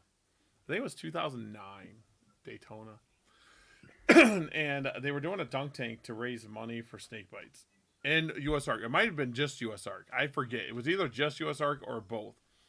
And of course, here's Gary. Here's a bunch of money. I just want balls. And Chewy said I wasn't allowed to throw it at the line. And there was this big tunnel behind me, and I was trying to hit it. I of course, I'm not hitting it. But then I talked to another friend, and every time I throw the ball and miss, he would just hit the ball. That's funny. Boom. Over. Ding. And I mean, I had a lot of balls because I just bought a bunch. I was like, I think I gave like $200, $300, and it was funny. That one, I wish I had the hard drive here. I got to get it, but that's the one when my channel, just Gary Orner, don't throw stones. No, they're balls. I used to, because my channel was bigger. I think I was at 420,000 subscribers on YouTube at the time, or that was all your venomous stuff, right? Yeah, it was when I was venomous, a lot of venomous stuff, and snake bites wasn't up to my level yet, and I went up, and one of my videos on there is I went up to Daytona and I started shaking the camera going, it's Brian Barczyk. And it was kind of funny. He did a little thing for me. And that's when George was still part of Snake Bites. And we call him Dorothy Choo Choo and stuff like that. But that was a lot of fun. I've given a tour at Brian Barczyk's facility when he was gone. I gave a whole tour. That's how close we were at one time. Someone came up from South America. Brian wasn't there. It was a last minute thing. He couldn't be there, but I was there. It was just lucky that I was there. I didn't know that he was leaving. I just had a plan to take Laura and the family up there. And I went there just to mess with the animals and hear this guy. And they're like, well, you know where stuff's at. Go have fun. So we had fun. I think I'm holding RJ in one of them, and he's behind me, or my son's holding RJ, and the guy's behind. Really good guy, friends with me on Facebook. Really good guy, really good singer too, from South America. Yeah, I remember when RJ was a baby. RJ was a little thing, like nothing big at all. That's why I say that. Has Brian lost snakes? Has Brian made some mistakes? Has Brian kept some species that no one else in the world can? You know what I'm saying? I'm like, I just, 2009, I think my last Daytona that I've ever went to was 2010 or 2011. Mm. Steve might know better than me because I mean, the 2010 one, my mind was messed up because the bad stuff happened at the beginning of 2010. I still went. I was all messed up. I hung out with senior and junior. Well, JMG, I call him senior and junior, and Brian, of course, and Mark and Kim Bell.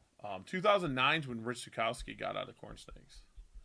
That's why that was a big year. That was when the Bells bought a lot of them. And he kept fauna. So people are like, oh, he just got out of it. People gave him such a hard time too with the corn snake thing. Well, he was releasing them in Florida. He was releasing them. So, I mean, I get it. I get why. I personally wouldn't have done it. Mm-mm. I personally wouldn't have done it. But Rich Zukowski. Me and him butted heads over the years and friendships and. But yeah, he's a good guy. The Pruitt thing. Do you know anything about this new Pruitt thing that went up? Sam? Yes. Pruitt? I don't know the whole story, but I know he tried to bash a retic breeder and all this stuff, and then somebody went into his place who worked there and took out all the video and pictures of what he did. He is not. So that was an ex-employee that brought out that video. Yes, That's nasty. That is downright just nasty. It all started with somebody won some animals, and when they won the animals, he was supposed to send them the animals because they won them from a contest or something he was doing, and he kept pushing it off, and then he's like, well, somehow the animals got sold or something, and he wanted them to. He was going to send them money or give them credit or something for other animals, and then people were like, no, them animals died. He didn't know what he was doing, and they took all the pictures out of there and the videos. It was crazy. Yeah, I mean, I seen those. That's nasty. That was a nasty thing. I don't know the guy. I don't either. Pruitt. I was thinking of another Pruitt. Bobby Pruitt. I don't know if that rings the name. I thought it was Bobby Pruitt. I'm like, is he still around? Yeah, I never really heard of this guy either until all this come out, and then I'm like, whoa. Yeah, so I mean, that's been that's bad. That's bad. So I didn't know if you heard anything. I literally been too busy the last few days, and that came out. And Darian's the one that posted about it. Mm. I think it was Darian. I don't know who was. I think it was Darian commented on it. I seen it. I don't know. I know Garrett Cardle had something to say about it too. The dwarf retic breeder guy. And yeah, it was bad news. Yeah, I mean, shoot, you got problems like that. You shouldn't be breeding animals. Mm-mm. Shoot, I feel bad if my geckos have poop in there. It's crazy, isn't it? How people think. I'm not joking. I fell behind because I have 2 tubs for every animal. Okay. So they all labeled and I washed them out and I just use Joy and I wash everything, make it look new. Right. Uh-huh. And, I must have missed a day to wash them tubs. I got to a level. I'm like, why are these dirty still? Well, I was all mad at myself. So I went in there and cleaned them all. I was like, that's why you do it in stages. I got eggs from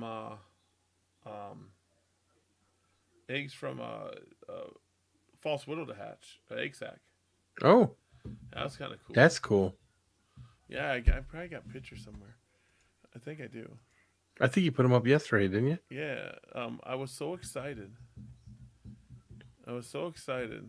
That I had these. Oh, right there, there you go. Yeah, so right there, little baby false widow, and they're so tiny. That there, guys, is insane because when I looked in there, the egg sac, you could see the black inside the egg sac, and you probably know this because you bred tarantulas and spiders. So you could see them, and my buddy John that gave me the false widow says that's babies. Well, I went in there and I couldn't see the black anymore. I'm like, oh, where'd all the babies go? Did she eat them? I was like, oh man, I went for like half the day. I was like, well, that sucks. I looked in there and there's specks. I'll show you. There's specks. I know they're tiny. Because there's the false widow and there's the little specks. You know. And I don't have anything small enough for the the false widows to eat them little babies. So I was talking to Leo, and he goes, "Are you gonna feed like a full size roach and let him munch on it, or are you gonna try to do babies?" Well, I threw a few of the baby ones in there, and a couple adult red runners went in. The mother killed it, wrapped it, and the babies went to it and started eating it. Dude, I am a new spider breeder, brother. Yeah. Dude, Wes, I'm all about this.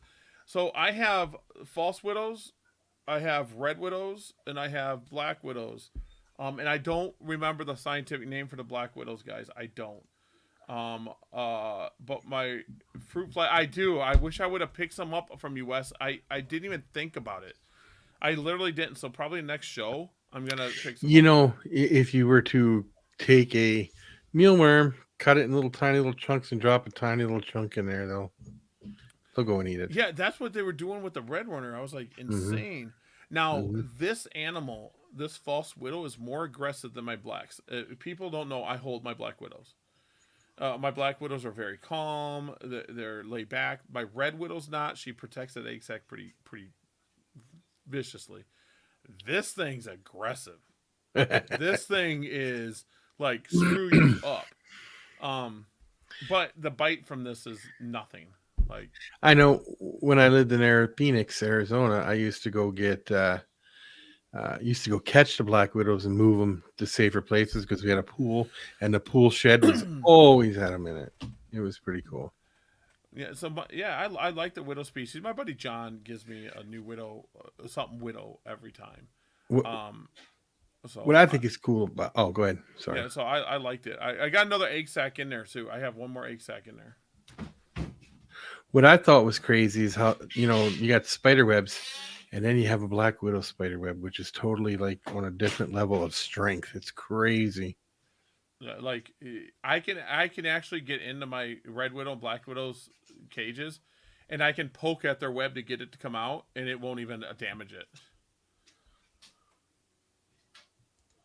One more false one. My house is usually covered. No, I got this one. I don't know how many I have now, but I'm gonna separate them out. And my red widows, the red widows might be for sale when they're born, or I don't know if it's called hatch. What's it called when the eggs hatch? Yeah, to hatch out. Exactly. So when they come out, I'm gonna feed those up to a nice size, and I'm probably gonna sell them for $20 to $30 a piece. Did you ever watch Venom 20? He's on YouTube, TikTok, and stuff like that. Mm-mm. Well, he has a lot of venomous snakes and stuff. Well, he started now with spiders too, and he had this black widow, and it had little egg sacs in it. He goes, and he didn't know, he wasn't even thinking, and he opened it up, and when he opened it up, the sacs broke apart, and them little widows came running out everywhere. And he said, and now he's finding them all over his house. He'll look up and he'll see a web in the corner, and there'll be a bunch of little widows, and he's got to go around and catch them all. That's crazy. That's freaking crazy. Yeah, the false widow's not going to hurt you. The red widow, my 6-eyed sand spiders. Oh, well, They'll end your day. I think a 6-eyed sand spider is the only spider that's ever killed somebody per se, just from the venom itself.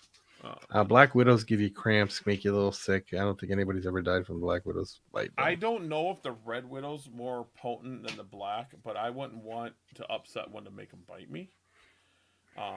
But people think widows are aggressive. They're not. They're not even slightly aggressive. Not even a little bit. Like, I can get in there and mess with them. Like my death stalker. People think death stalkers are aggressive. My death stalker is. Hey Miles, I love you, bro. Later, Miles. I'll talk to you in chats. You know that, homie. But yeah, my red widows are kind of aggressive. But my death stalker, did I tell you I almost got stung by my death stalker though? No, you didn't. I was showing someone to feed and it missed the cricket. Oh. Yeah, no. It's fine. Could have made you have a bad day. Yeah, the death stalker would have probably ended. I went in the hospital guaranteed for that one. Yeah. But my death stalker is a good girl. I know up here we got brown widows and black widows. Have the browns, yeah. Yeah, they're pretty cool. I was out at the wheelbarrow and the tire was flat. And I went to fill it up, and man, there was about 3 of them in there in a web. It was pretty cool. They were decent size. They weren't huge or nothing. They were just in there. It was pretty cool. Yeah, I'm the idiot that hold any tarantula. I don't care. They're not gonna bite. I bet you it was interesting. The I got bitten by a black widow as a kid. It was interesting. Yeah, I don't know because I've never been bit. So you'll know. Um, I've had one venomous bite. Well, I've had two venomous snake bites. One that is nasty, nasty, and then I have Mm. one that was a mangrove. They're not badges, so I don't usually talk about them too much. Mangroves ain't so serious, though, right? They just kind of bruise you, swell you up a little bit, maybe. Bioga, their venom drop for drop is pretty nasty stuff, but their delivery system sucks. That's probably, yeah. Yeah, their Well, delivery system sucks. I know the false water cobra, their venom is pretty potent too, but again, very sucky delivery system. Yeah, so if you take like the mangrove, your false water cobras, and stuff like that, the muscles around the gland squeeze it out because it's got to run down the fang because they're groove Yeah. fangs. Like the boom slings, muscles around they'll actually shoot venom. So when they bite, the venom's like kind of like a gunshot almost. That's the best way I can explain it. Like they'll just like a squirt gun, and their venom is different. Now, when you got your lapids, your vipers, they're hypodermic needles. Mm-hmm. They go in, they push it just like the boom sling does, but their venom stays in the fang Mm-hmm. and gets in you. But mangroves, they're just if you could take the venom and then take the whole thing and then inject it in, you'd have a bad day. Oh, I believe it. Um, It's like the, people talk about hognose snakes not being real bad, but I was always saying, well, they ain't that bad. They ain't that bad. But then, what's his name sent me this file. Um, the Viper Keeper sent me this file. He goes, read this once. And it was all actual documentation. This guy got bitten in the arm, and his whole arm blistered, like the skin Yep. just sloughed off his arm, and his whole arm swelled up. They've even had to give fascios. Is that what they call that? Where they cut your skin yeah, to release in pressures? when I had my venomous, you have protocol book. I would have sued a doctor if they cut me. I would have sued him. Yeah, yeah. Well, they've had to do that with. Well, I'm not saying they had to, but doctors have done that with hognose snake bites. Usually, Could be pretty serious. usually the venomous keeper. Now I'm saying usually the venomous keeper knows more about the venomous bite than your doctor does. Mhm. Oh, absolutely, I So agree. that's why we carry the responsible people carry protocol books. I still have my protocol book because I had one of the largest venomous collections in America. I mean, I had some. I mean, there's more ways to die in my place than it was walking on the street.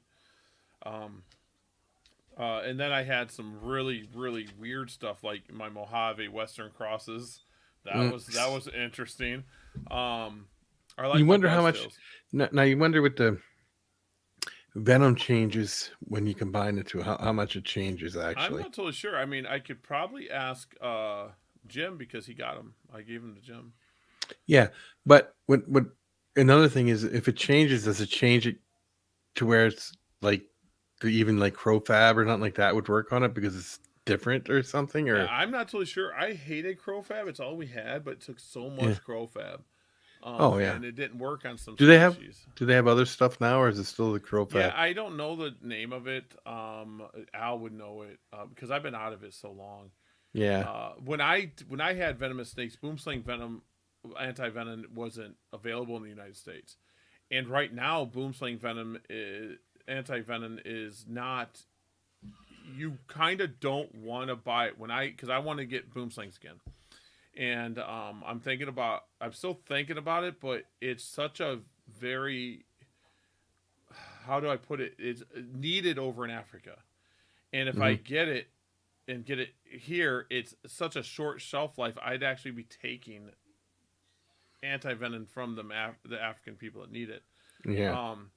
Um, but when I owned boom slings, there was no anti venom at all.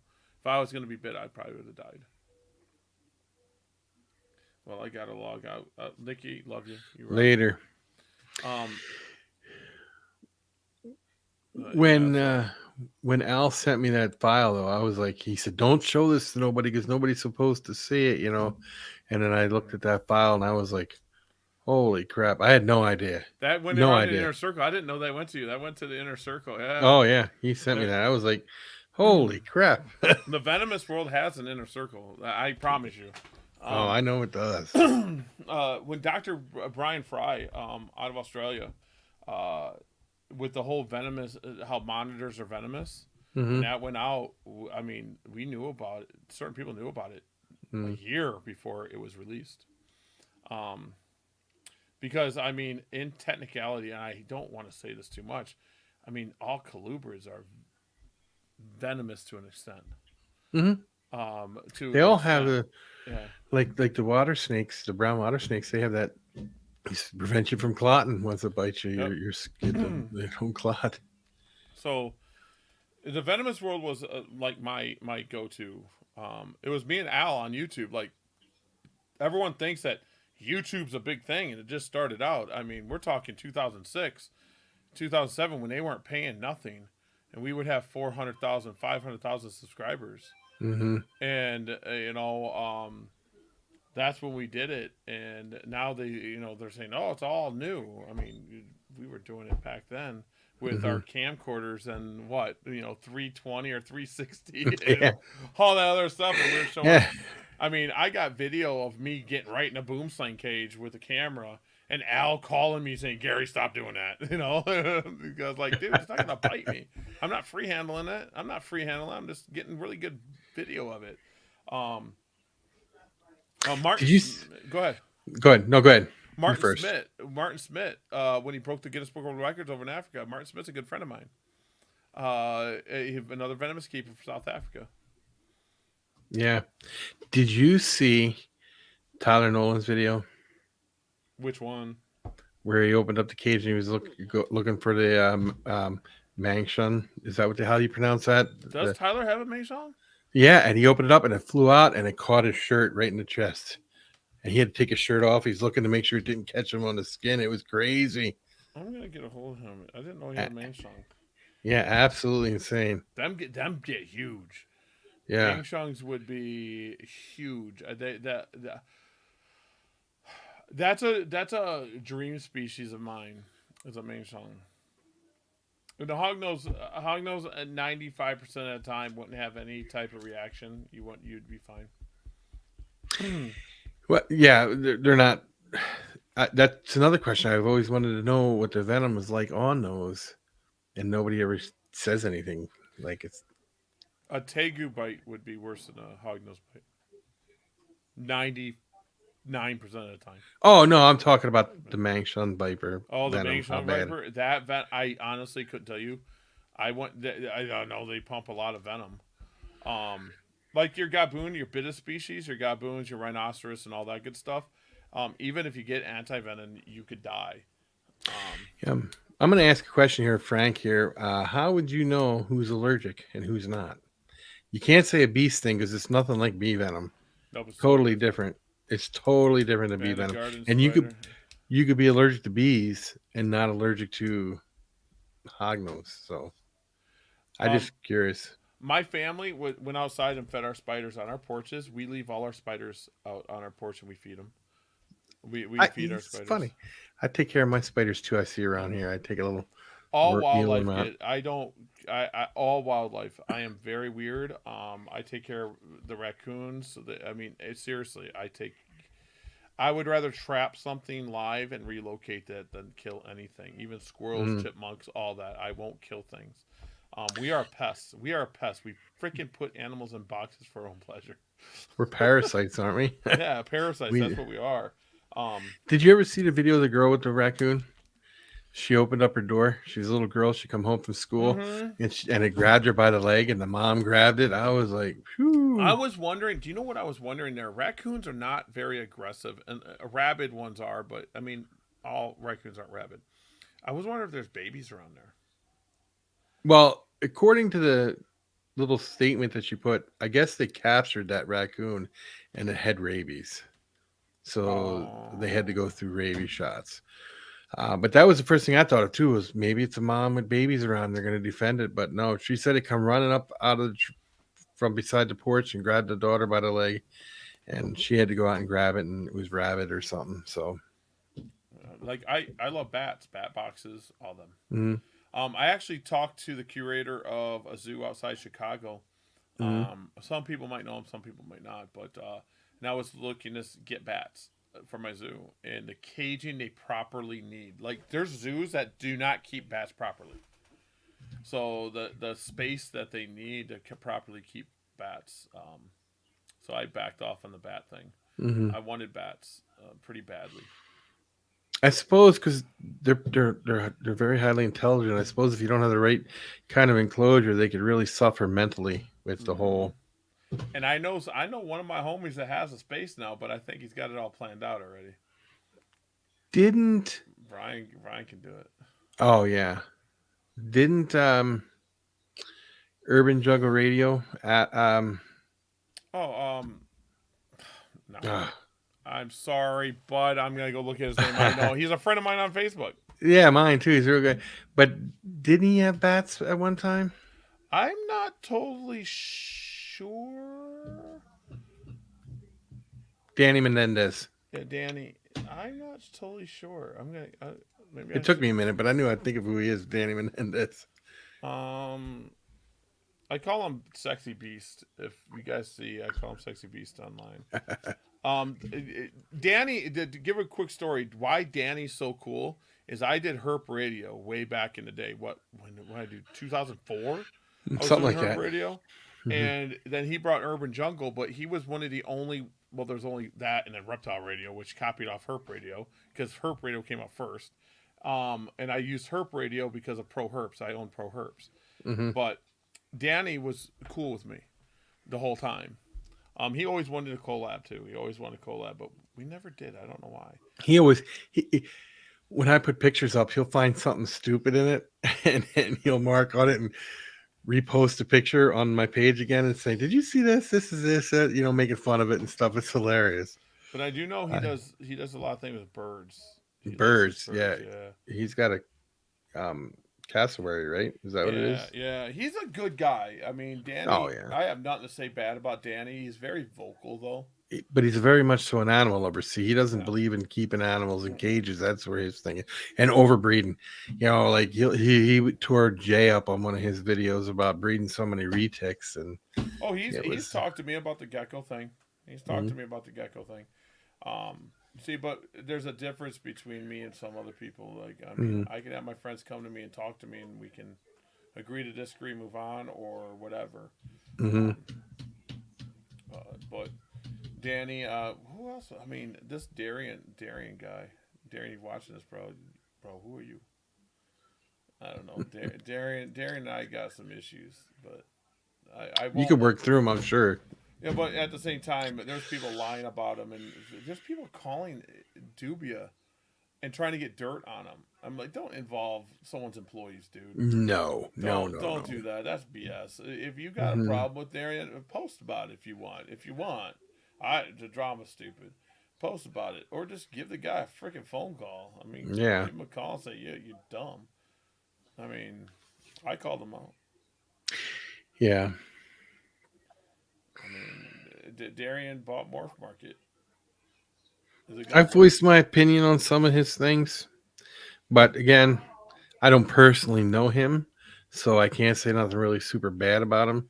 I just observed some of the stuff that he's done, and I'm like, I disagree with a few things, but I've never heard it is what it is. Until he bought Morph Market, I never even knew he was the one that owned Dubia. No. Now, how would I have handled it? I probably wouldn't have said anything about me owning Morph Market. If I bought Morph Market, I would have sat back and worked with John and says, okay, let's get these bugs fixed out, and then let's release that I bought it. That's how I would have handled it. But he's not me. So, I mean, ReptiPost.com, I put a lot of time into ReptiPost.com, and now there's Herb Social and Cold Blooded, but none of them can say ReptiPost.com was the first one. No. ReptiPost.com was the one I'm not saying Herb Social came and copied off me because I don't think, honestly, that Robert knew I was using that backbone. I don't Yeah. think he did because he messaged me. He's like, oh my God, I did not know this. And that's how we started talking. So we could share code. Like if I find a fix, I share it with him. Daring, on the other hand, I mean his team, his dev team, and him were members of ReptiPost 6 weeks before Cold Blooded was released. I don't care what anyone says. He wasn't developing it for a year because he released it out of the box. Mm-hmm. It was Mm-hmm. like, that's what it is out of the box. That's exactly what it is. So, whatever. Yeah, I agree with you, Frank, there. But the deal is if you have one, if you get it off right away, like a hognose snake, it's not going to really do much because they have one of the poorest delivery systems probably out of all the Well, rear fangs, I would say. here's what I say when it comes to buying. I bought and sold venomous. Here's what it is, okay? If you sell a tarantula, they can have an allergic reaction. You Mhm. sell a spider, they can have an allergic reaction. You sell a hognose, they can do it. Education, transparency is the key. Mm-hmm. So, okay, to give you an example, my buddy John knows who I am. So when I got 6-eye sand spiders from him, he literally went through and said, "This can really hurt you." He gave me the information. We're good. I told you the So- same thing, remember? I'm like, hey, Yeah, I'm like, I don't hurt you. if I get bit, I'm good. I mean, let's be honest. Every single venomous keeper has free handled. Don't care who you are. I don't care who you are. Tailing a cobra is free handling it. Yeah. Oh, absolutely. Now, do all our friends, do people like put a freaking rattlesnake on their hand and look at it like this and go, "Oh, it's so cute"? No, that's asking for trouble. Mm-hmm. I mean, would I want to be bit by a Bitis species? Hell no, Russell. No, there's no way. No. I mean, you freaking A. I mean, then you got the cobras, like a forest cobra. You'll die. And they got an attitude. Yeah, there's no ifs, ands, buts about it. You will die. You get bit. I mean, I love when people go, "Well, which one's more venomous?" Well, I don't know how you could be more dead. Dead's dead. Well, like Al says, venom is venom. It doesn't matter. Yeah. You know? Oh, on the But- LD50 chart. LD50 is a BS chart. You know. Yeah. There was a guy in Michigan. Oh, two things. First off, before I go on, Al says he would never let a little kid hold a hognose because if it bit him and they couldn't get it off right away, it could be bad news. Not that somebody would die, but it could make them pretty sick, arms swell up, blisters, all 9 yards. But there was a guy, I think in Wisconsin or Michigan or something, had a bunch of cobras. He had spitting cobras and everything. And he used to go in and scrape the cages once a week, to clean off the glass.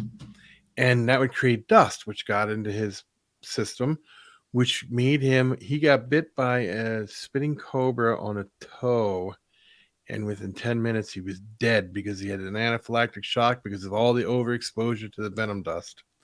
See, From a and spitting cobra. That I remember that what happened there, and that perked my interest because I know Ray Hunter really well, Mm-hmm. and he self envenomates. I forget the technical term for it, but he injects venom into his blood, Yeah. and that what he does makes him immune to them certain venoms. There's another guy that does it with a mamba. Mm-hmm. Don't recommend it. Don't try it at home. It's not. I don't want to say it's stupid. It's not right. And if you It's don't not have for a everybody. if you don't have a doctor to work with that helps you, don't do it.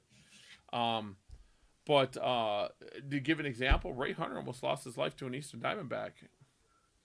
He was bit on the hand. He was bit on the hand by, I want to say, a 6-footer. It was going to a zoo in Texas, and we thought we were going to lose Ray. This was back in 2006ish, 2007. I want to say that bite was. But I've seen him get bit by a cobra, and it's not that big a deal. So that makes you wonder how the dust affects you differently than. That's why I was saying. Well, I'm like, wow, it like did the reverse effect. Yeah. So venomous is like something that I will have at my zoo eventually. It's an insurance thing. I don't know what species I want to have yet. I don't know what I want 100%, but I do know that it's got to be done responsible. But yeah, the Oh, absolutely. stuff. But like monitor species, and I mean, we deal with reptiles, and technically a lot of this stuff's unknown. Oh yeah, you don't know nothing. Yeah, we don't know. So But like Frank there said, he held a bunch of hognose for the first time this weekend. But I like the way they feel because they're different than this like corn snakes and they king got a rougher snakes. feel. I They like got a that. rougher They scale. got a keeled scale, The So Easterns are even cooler yeah, yeah. because they I get a was little bit thinking about bigger. those. Oh yeah, I was thinking about those. A lot of times you have to scent their food because they're not. They are strictly amphibian eaters. So But Illinois, Tinley Park, hoggies are a no-no. all hogs are no at Most Tinley positive, Park. yeah. Now, when I talked to Potter, he says, "Yeah, you can bring them there." Yeah, I think you just got to get a special permit. I'm most positive. We were talking about it. Did you know that scaleless corn snakes aren't allowed in? Where is it? I forget because they were how they got scaleless corn snake. They crossed it with another species. With a And that rat snake of some sort. yeah, and it's native and they can't have it But aren't corn snakes a rat snake? technically. Yeah, I like king snakes. Um, Bam Bam there. I think king snakes are cool. Corn snakes are cool too. I like them. I had some. I used to keep them, but I like my speckled kings, my Florida kings. If you like corn snakes, Bam Bam, try to get some Egyptian rat snakes. You'll like those. Them are cool. I like those. You know what you really want? You want one of them tiger rat snakes. Tigers are cool too. They get big. Big, I know. They get huge. Yeah. So I mean, The reason they don't do that, Frank, is say it's rear fang venomous is because they don't want them to put them on a venom list and try to get them outlawed because it's very unlikely that if you get bit, you're going to have a reaction. The only and people that really, they don't take them off right away. the gland's different.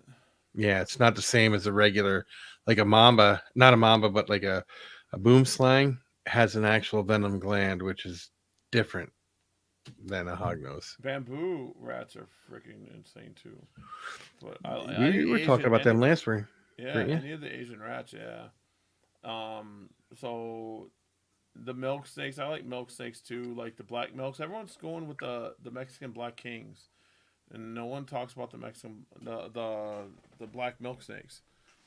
Yeah, they're because cool. they're born milk snakes are born tricolor. Yep. They're really cool and they turn black. Porphyraceous cockeye are pretty cool too. They're the red. They're very, very interesting to have. I can't believe I'm going to breed ball pythons. I can. You'll do anything for your kids, man. Well, I don't know how to do a small. I'll probably have like 500 female ball pythons by the end of the year. I don't know how to go small. No. And then people will be yelling at me that I kill the market there too because I'll just wholesale them all over the country like I do geckos. I was like, there you go.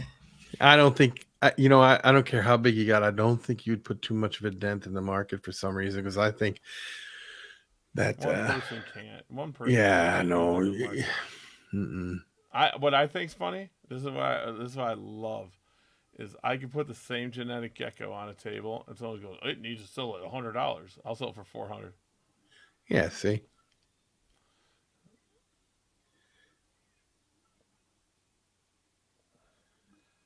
East and West hognose. I don't think hybridizing anything is really good. No, I don't either. I don't think. Although the Western hognose got mixed up with the Southern hognose and stuff like that over the years. And there's like 3 or 4 different kinds. There's a plains hognose, and then there's a, you understand what I'm saying? Yeah. I get on that. I don't think everyone's trying to put together all this stuff, and I'm trying to reverse engineer it for a reason. Yeah. Because we can't import any of this stuff, and people putting together subspecies and calling it new morphs is stupid. It's not a new morph. It's a subspecies. And so it's basically a cross of subspecies. So what happens 20 years down the line? We can't get no more fasciolatus. We can't get any more anything. Turkmeticus, and they're all crossed into everything else. So there's nothing pure anymore. There's not. I mean, and to tell you the truth, we don't even know what we have is pure. So what are we doing? So crossing anything really pisses me off. And the perfect example is, you show me where to get a pure jungle carpet. Yeah, I don't think you can. How about a pure central Or a pure diamond. coastal? Yeah, a pure diamond.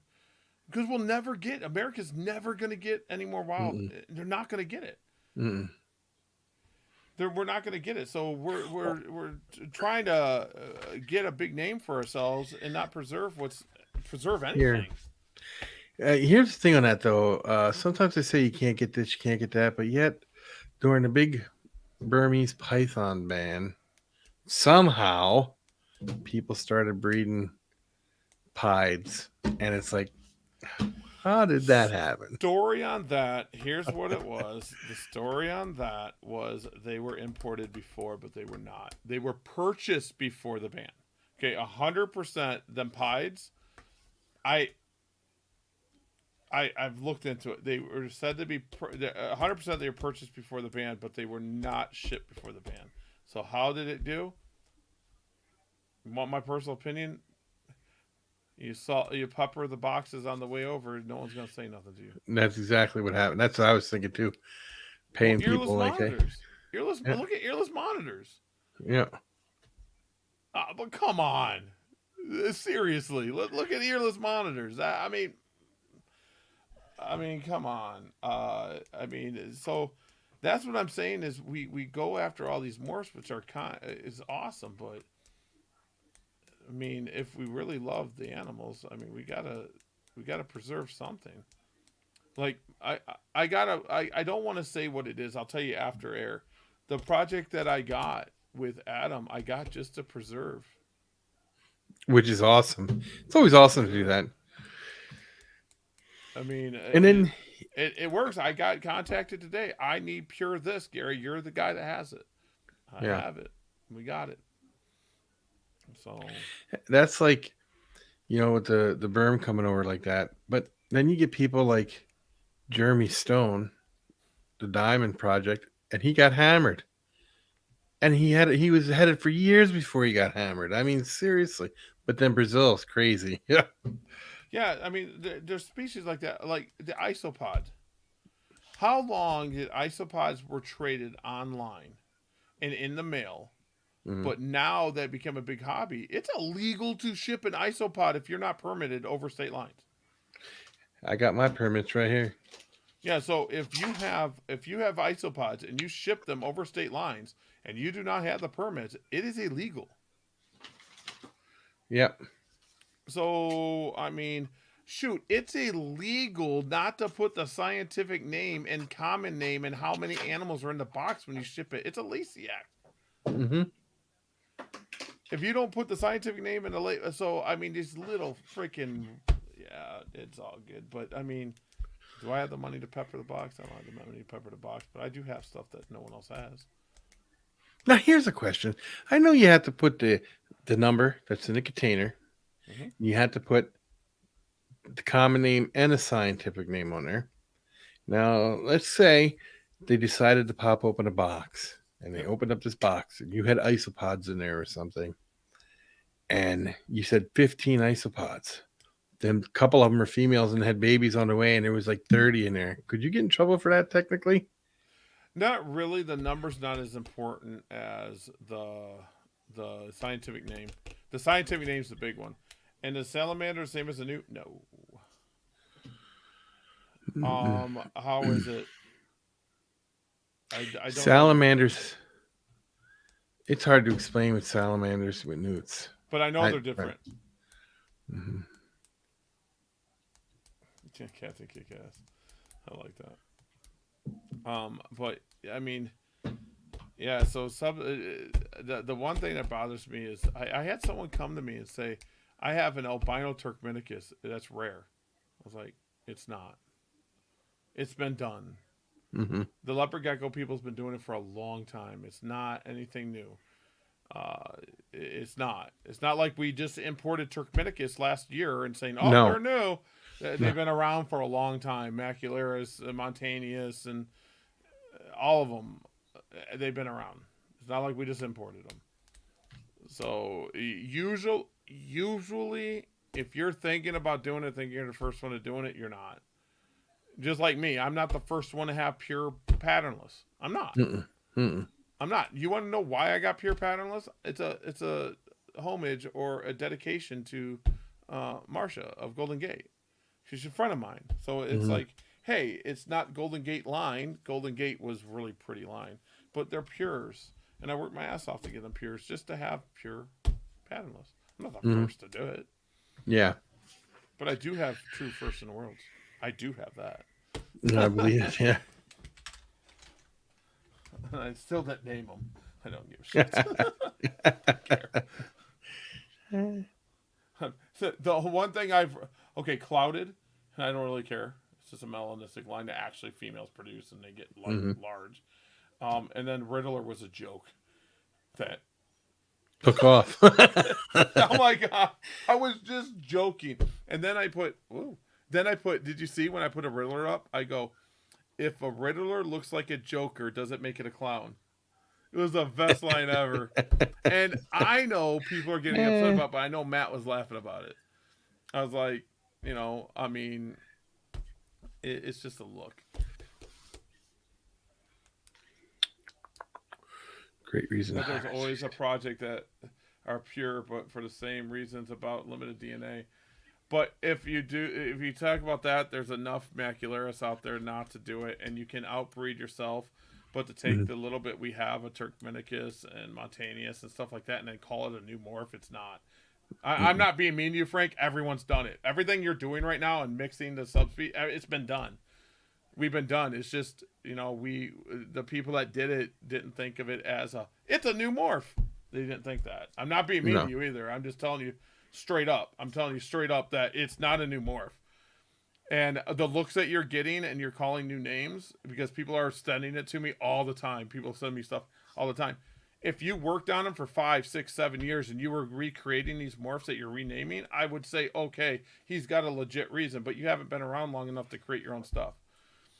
That's what I'm saying. You're buying something from someone else and buying something from someone else, putting it together and then calling it something new. And that there makes people lose respect for you. So the breeders that you're trying to get respect from lose respect from you because they work their ass off on Inferno. They work their ass off on Magma. They work. And he's not giving you a hard time or nothing. He's just telling you. They work. He's just telling you what we've been told by to people. Get there, and then you buy 2 animals put together and say it's something new. So you're not paying homage to them people that did it. You're not paying. And I would defend you the same way. If you worked your ass off on a project 5 to 7 years or 10 years, whatever, I'd defend you the same way. I'd be like, he worked his ass off to do something really good.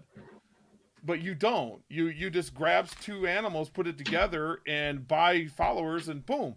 You're like, I got it. And I wish you didn't, because you do have a talent with your YouTube. I told you that. But some of the stuff that you do, bro, is just like, you're disrespecting the history behind the gecko. And I would defend you in the same way. If you did something, but you're Manfernos, I don't respect them, because they're nothing but other people's done it. I've been breeding Blood Infernals for 8 years. Inferno, you want to know what an Inferno is? It's supposed to be a banded tangerine. That's what an Inferno is. A banded tangerine. So Frank if you don't get a banded, it's not an Inferno. Frank the Tank's back. Frankie, tanky, my homie. But that's why, and I'm not even giving you a hard time, bro. I've talked to you in private and said the same thing.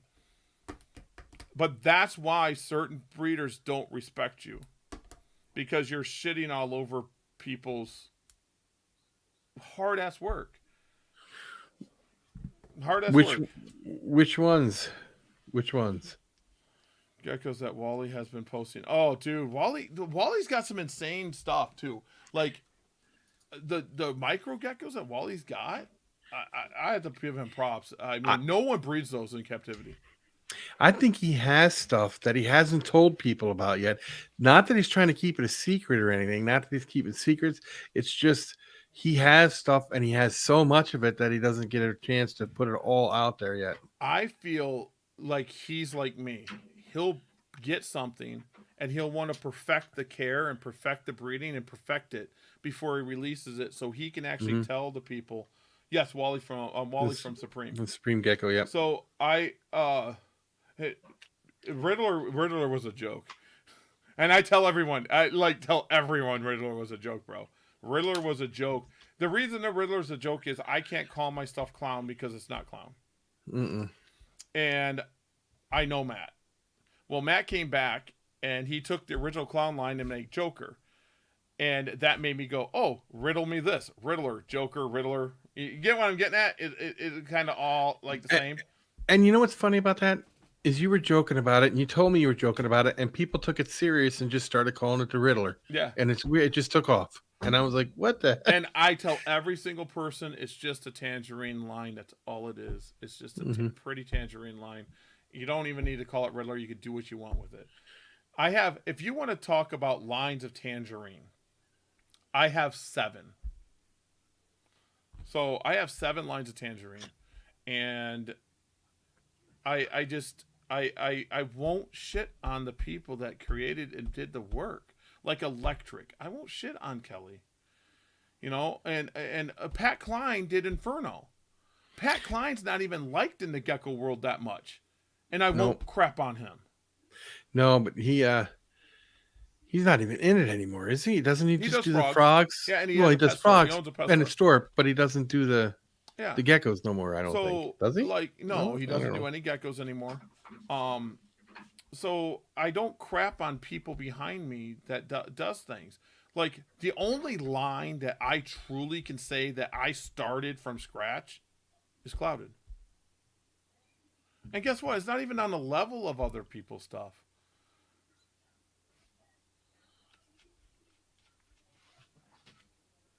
We might be doing something like that. I'll give you a holler, but I'm just saying is, I truly believe as someone that is, I'm going to tell you this. I'm going to tell you this, Frank, right now. If you would have came in and not crapped all over the history of geckos,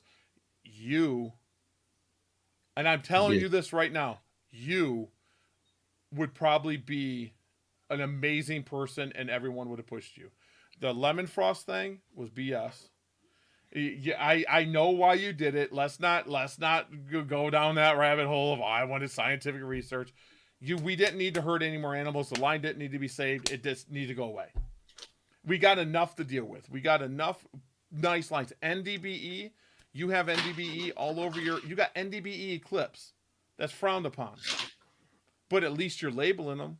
I'm proud of you. I'm proud of you labeling NDBE, but no one's going to take you serious. Yeah, so no one's going to take you serious, though.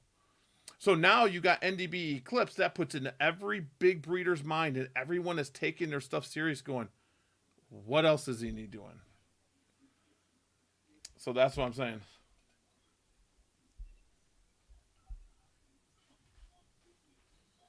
No, dude, I don't respect you because you do mash 2 together and rename it. And you're taking subspecies and renaming it as a morph. It's already been done, bro. And I'm just telling you straight up.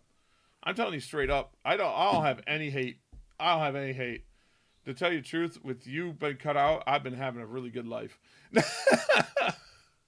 So I'm just telling you straight up, man.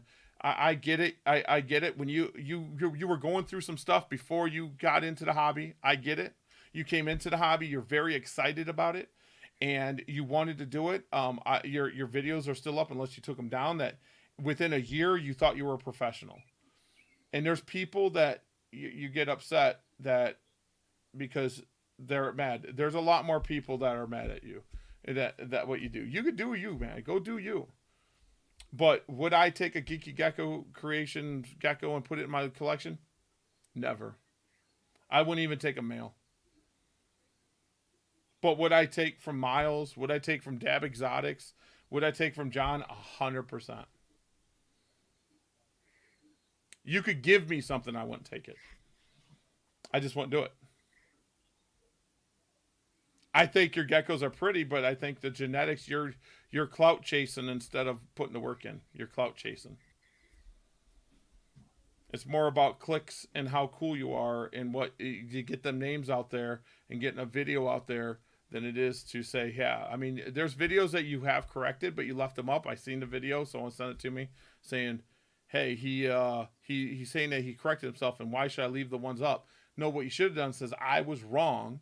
This is the correct information, and then that would have been good. You could have took that and mashed it in that new video and took down the old one and said, hey, look, I was wrong. This is what I said. Showed the clip. I was 100% wrong. This is the correct information. That would have shown the growth. And I started watching your stuff again because I was hoping you had growth. That's what I'm saying. Because I had high hopes for you. I did. I don't care if you got 500,000 subscribers. I could care less. Because my geckos are all over the United States. All over.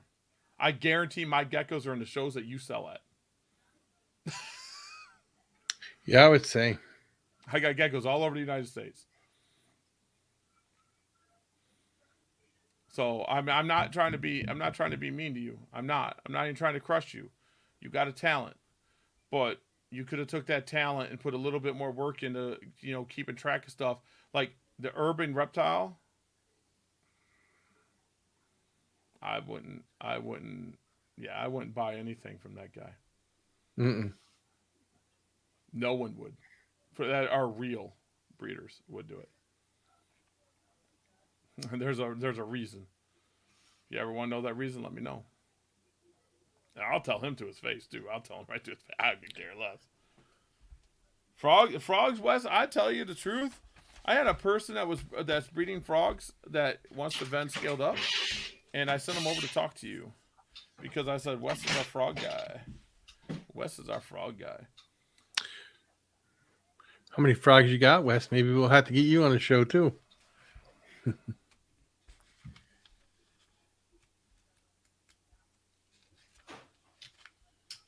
What's been done that I can buy? Well, I don't know what he's talking about. I don't either. He lost me somewhere. The wild type crosses with infinity geckos up there. I guess that's what he was talking about. If you're talking about the wild, dude, I got Turkmenicus blood crosses. What do you want me to say? Frogs are cool, but like get the Turkmenicus. I'm trying to tell you this. I'll blow your mind. Turkmenicus wasn't imported over. Afghanicus wasn't imported over. All these geckos weren't imported over, and people go, we're only gonna breed these together. That's all we're gonna do. They all thought the same as you and said we're gonna inject it. They just didn't tell anybody because it was just another species, and it bred and was good to go. Argumanu is probably the only one people want because it's big. It's a big gecko. But that can't be crossed with the other ones, right? It can. But it's like the mule, right? Yeah, that's what people are saying. Don't know a lot about it. It's just started being done. But what I'm saying is people. It wasn't a thing to post. It wasn't a thing to saying, hey, yo, it's like, oh, this is a Turkmenicus triple albino. Hey, Scott, how you doing? Yo, what's up? What's up? West. Oh, sorry. Go ahead. No, that's why people haven't done it. I mean, well, maybe we'll get you on here, Wes, to show off some of your species and awesome. your hundreds of your frog. I'm a frog. I don't have frogs, but I always wanted to get them. I think they're so cool. Wes is good. Pac-Mans, but not the other stuff. Yeah, Wes is good people. I love Wes. Wes has good. His family's awesome. He sells everything you need for frogs too. Like you everything. I don't even know the dude just got massive, like tables full of wood, branches. He's got the food for him. He's a really good guy. Yeah. Firebelly toads are amazing actual pets too. I don't care what people say. Firebelly toads are fun. If you could breed them, Bam Bam, that would be really cool. I don't know what it takes to breed firebelly toads though. Like you said, geeky, like Frank, we'll try to figure something out. Yeah, what I'm trying to tell you is everything was imported over. They didn't keep it separate. Everyone mixed everything together at one time. It just was happened. It's just you take pride in that, which is cool, awesome, but it's not a new morph. Okay. That's what I'm trying to tell you. They might be number one out there on the charts somewhere, but that's only amongst people that aren't like Gary and the bigger breeders and stuff like that. They like newcomers into the hobby will look at their stuff and get it and be like, oh, it's cool, you know. Urban Reptiles is number one on what charts? Is there charts now? Yeah, I don't know. Is there charts? Is there like a ranking system? I'd be at the top. Only because you know. I didn't know that. You could go like the urban reptile all you want, bro. Go have fun. Go have fun. I'm just giving you inside track. Go have fun. I don't like hidden heads. I don't like them. You do. Mm-mm. And that animal that you said was a patty is a blizzard, just to let you know. Try to help you out. That the mossy frogs are very cool. Mossy tree frogs, very cool. Dude, if you got mossies, you can't keep them at like room temp? Aren't they like 70 like dart frogs? I think they are. I like it though. But you can keep doing you, Frank. It doesn't bother me either way. You can keep doing you, I'll keep doing me. I sell out of geckos every year. I don't have an issue. I sell out. Like, I'll have 30 left of this year's at the end of the year. Well, okay. I'm good. He said yepers, you can keep them at the room temperature, I guess. Hell yeah, room temp. Glass frogs. I remember when glass frogs really became a thing. Down in 2007 Daytona, I believe, was around that time. Someone bred them around that time. I think they're cool because they're pretty cool to look at.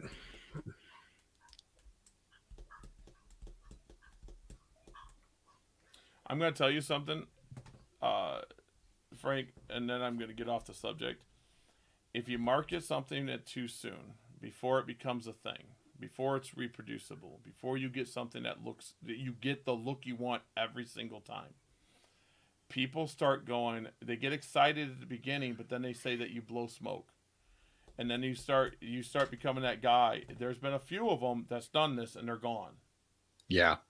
I've seen it. I've seen exactly. They get thousands of geckos and they produce it, and then they're gone. So what I'm trying to do is I'm trying to give you marketing's good, 100%. But if you would have put time into 5 years, 6 years into a project and make it reproducible, like I could buy the animal off you right now, and I could buy it and reproduce the animal that I'm looking at, the power in that is amazing. You would become something special that you are actually working at something. You're going too fast on your marketing of certain things, and you don't need to. I'm trying to say you could be an awesome person, and you don't need to do that and market your brand, and your brand will actually eventually carry it and say he's real. So I want a geeky gecko, whatever, and that's what you do. Frank, can you get the hairy frogs here in the United States and keep them? Hairy I don't know frog? I don't know if anybody's done that. Wolverine, frog, hairy frogs are cool. Frank's always got some freaking cool stuff. Frank the Tank's Did you always ever got hear about something. Did you ever hear about that? You've seen a hairy frog. You should look them up once. They're pretty cool. But I'm gonna tell you this too, dude. I'm telling you. I'm gonna give you an example. I've been in the game longer than most. I've seen stuff fizzle out. I've seen people come and go. Over 35 years, I've seen the same thing. So People come in real big, they'll stay big for a while, and then they gone. I mean, I know you're working with sail fins. I actually think that's really fucking cool. I mean, oops, Oh, I think they're cool. beep. I think it's really cool. Beep. But I think that's cool. I really think it's cool. I really think it's cool that you're working with tegus, even though I don't think tegus need to be mass produced. But what does need mass produced nowadays, you know? But I get people send me stuff from you all the time, bro. I get, oh my God, it's insane. But I don't need to tell you them people's names because honestly, I think that they're sending them to me because they think that you might listen. I don't know, but you do you. It doesn't matter to me. But if you just tweaked a few other things, you would earn the respect of a lot of different people, and then that respect would actually push you even farther. Mm-hmm. It just would. I mean, if I post up an animal, let's say I post up an animal male, people know the genetics that are in there are in there. They know it. I'll never have anyone say, oh, it won't be. They know it's going to be. That's why people come. They want pures. They're coming to me. They know it, and if something does happen, I'm gonna take care of it. It's not a big deal to me. I'll take care of it. Shoot, I've bought a male and not released that male's morph for years. I have Cypher sitting at home. Has anyone seen me sell a Cypher? Mm-mm. It's not a money grab for me. I'll make my money. But when you want to look up hairy frogs, are you guys messing with me again? No. Wait till you see these things. You're gonna find them pretty interesting. Oh, how do I get one of those? Pretty cool, huh? Is it a frog? That's a frog. That's not a toad. That's a frog. Yeah. Yeah. Are they a tree frog or are they a ground dweller? No, I think they're. I don't think they get in trees at all. I think they're strictly water based. I want them. Okay, I'll search up their defense mechanism. Let's see. See, Frank the Tank's always got hair frogs. Yeah. Oh, wait. Are you kidding me? It's like right there. They break bones, I think, and stab you with them. If I'm not mistaken. I could be mistaken. Aside from males' fuzzy-looking bodies, hairy frogs are known for their retractable claws, which they tend to use for defense. Instead of being made of keratin, like most animals' claws, the hairy frogs are made of actual bone. The frog forces the bone projections through their own skin when necessary. Are you kidding me? No, they stab you with it. Oh, this is a video. We don't want to look at that. No way. Okay. You got a frog that stabbed you with their bone.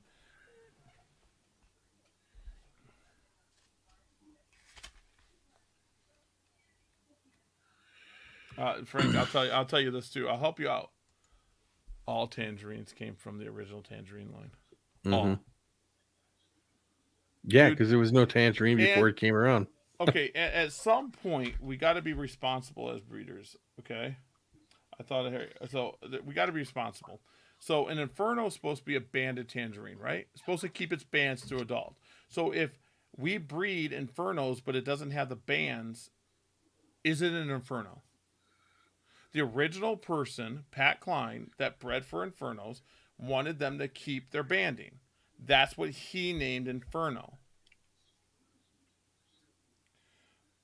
I can do animal photography podcast. How about electric? Electric has a look. So if we go away from that look, and you breed two electrics, and let's say half of them don't look electric and half do, is it? Blood is not a tangerine. Well, it's a tangerine, but it's called blood hypo. So it's a super hypo animal with spotting on the head and spotting on the tail that is blood red.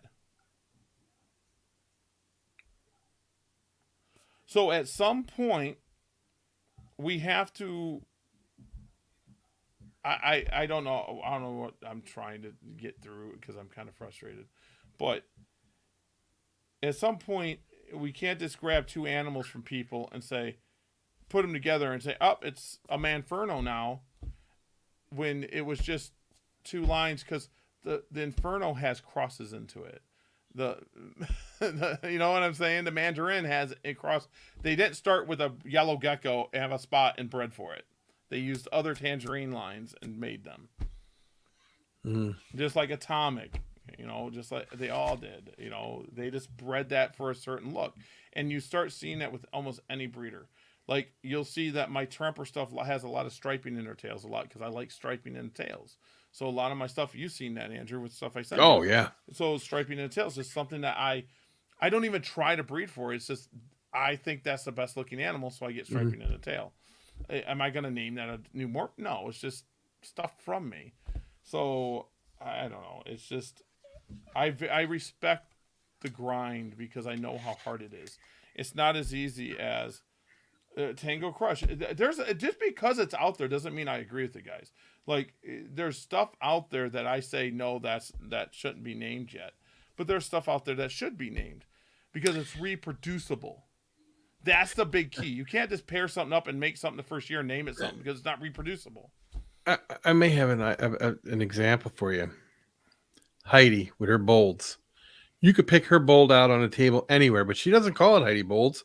She just calls it a bold. Well, you do. Call it Heidi Bold. Yeah, but the best bolds in the country are Heidi's. Absolutely.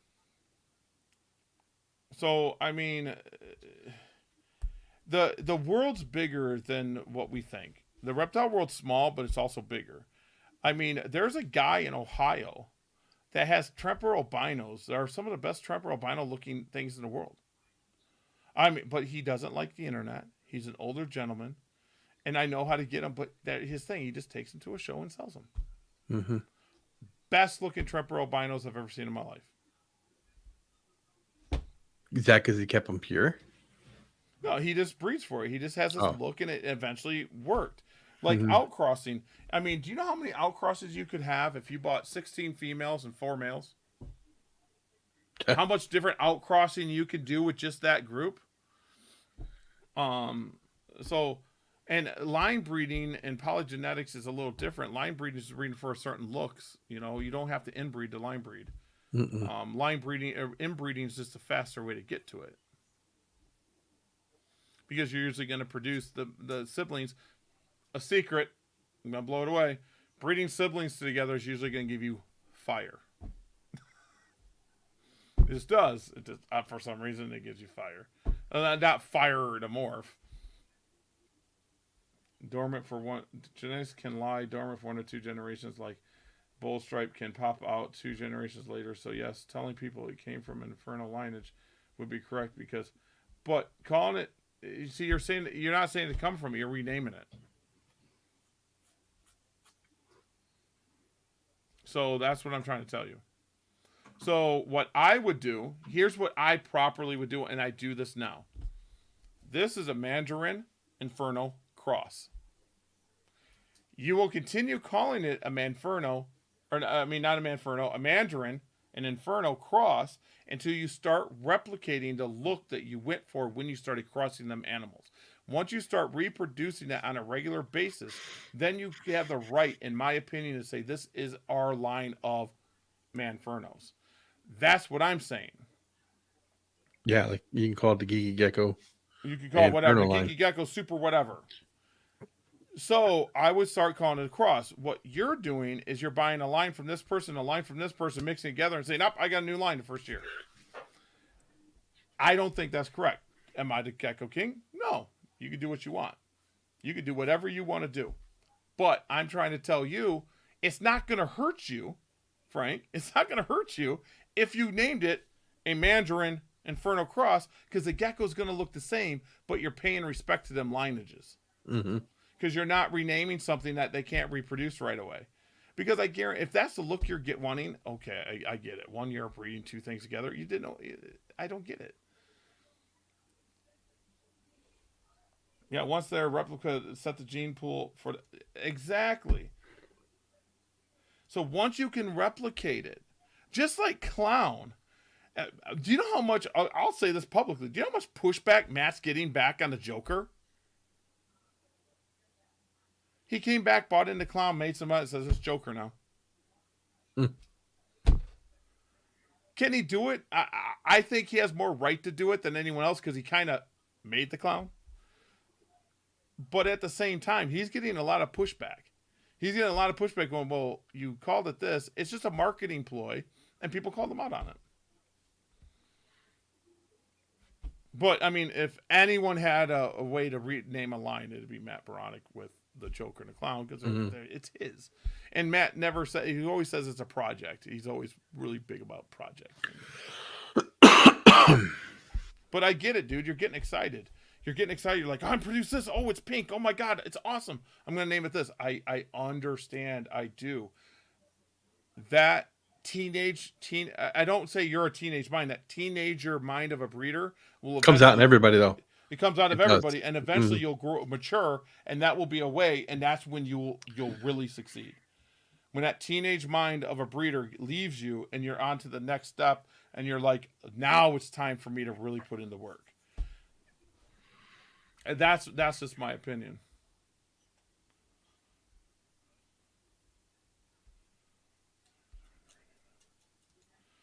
I do tons of different breeding methods, like outcrossing, and that's why you don't see my animals. And I'll have generations of stuff. It's because I'm outcrossing from the get go and making sure it's reproducible, 100% reproducible, and that's why. I have an animal that's a green striped. Yeah, I mean, like my blood hypos. My blood hypo is my male is originally blood hypo from the line. Okay, I have worked with it all the time. Now I just call it blood tangerine. I have worked out the blood hypo out of it. I got patterns now and all this other stuff. I have a line that I call M2. I never sell it as M2, so don't think, oh, it's a new gear line. No, it's not. But M2 is just a line of tangerine I have in my. That's not really a line, like from a specific line. It's just a tangerine-looking animal. And when I throw that M2 stuff into it, and M2 is the male that started it. That's why I call it M2. Male number 2. It's like the second male I've ever bought. He's like 15 years old. So ends up being striped. He throws a lot of stripy stuff. So his generations throw stripy stuff. There's a method. Yeah, we need to show pics and stuff. There's a method for every step in breeding program, and that's great to know when and why to do it. But it comes with experience. We're always evolving.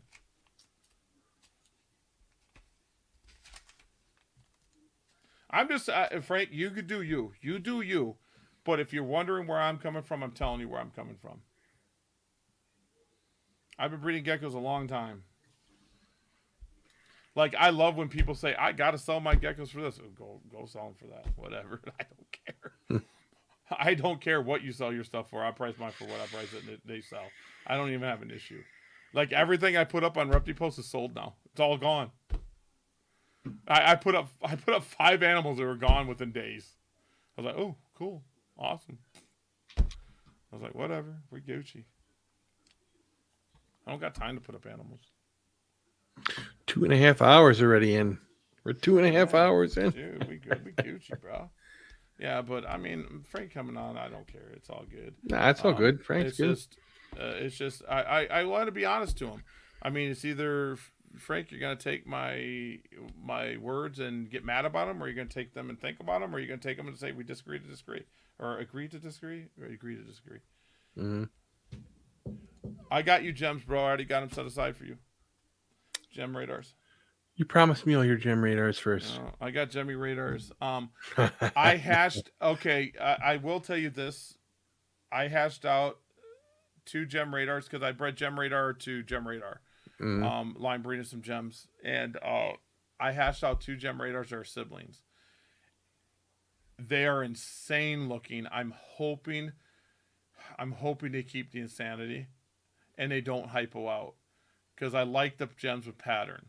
So if they're both male, if you want some gem radar stuff too, we'll work it out. I have 5 gem radar males and 37 gem radar females just sitting there. So gem radars is something special. I have. Do you know what happened to me the other day? I forgot to mention this. What's that? I shipped out a couple geckos, and for the first time ever, one dropped a tail inside the tub. That happens. Tail drops happen.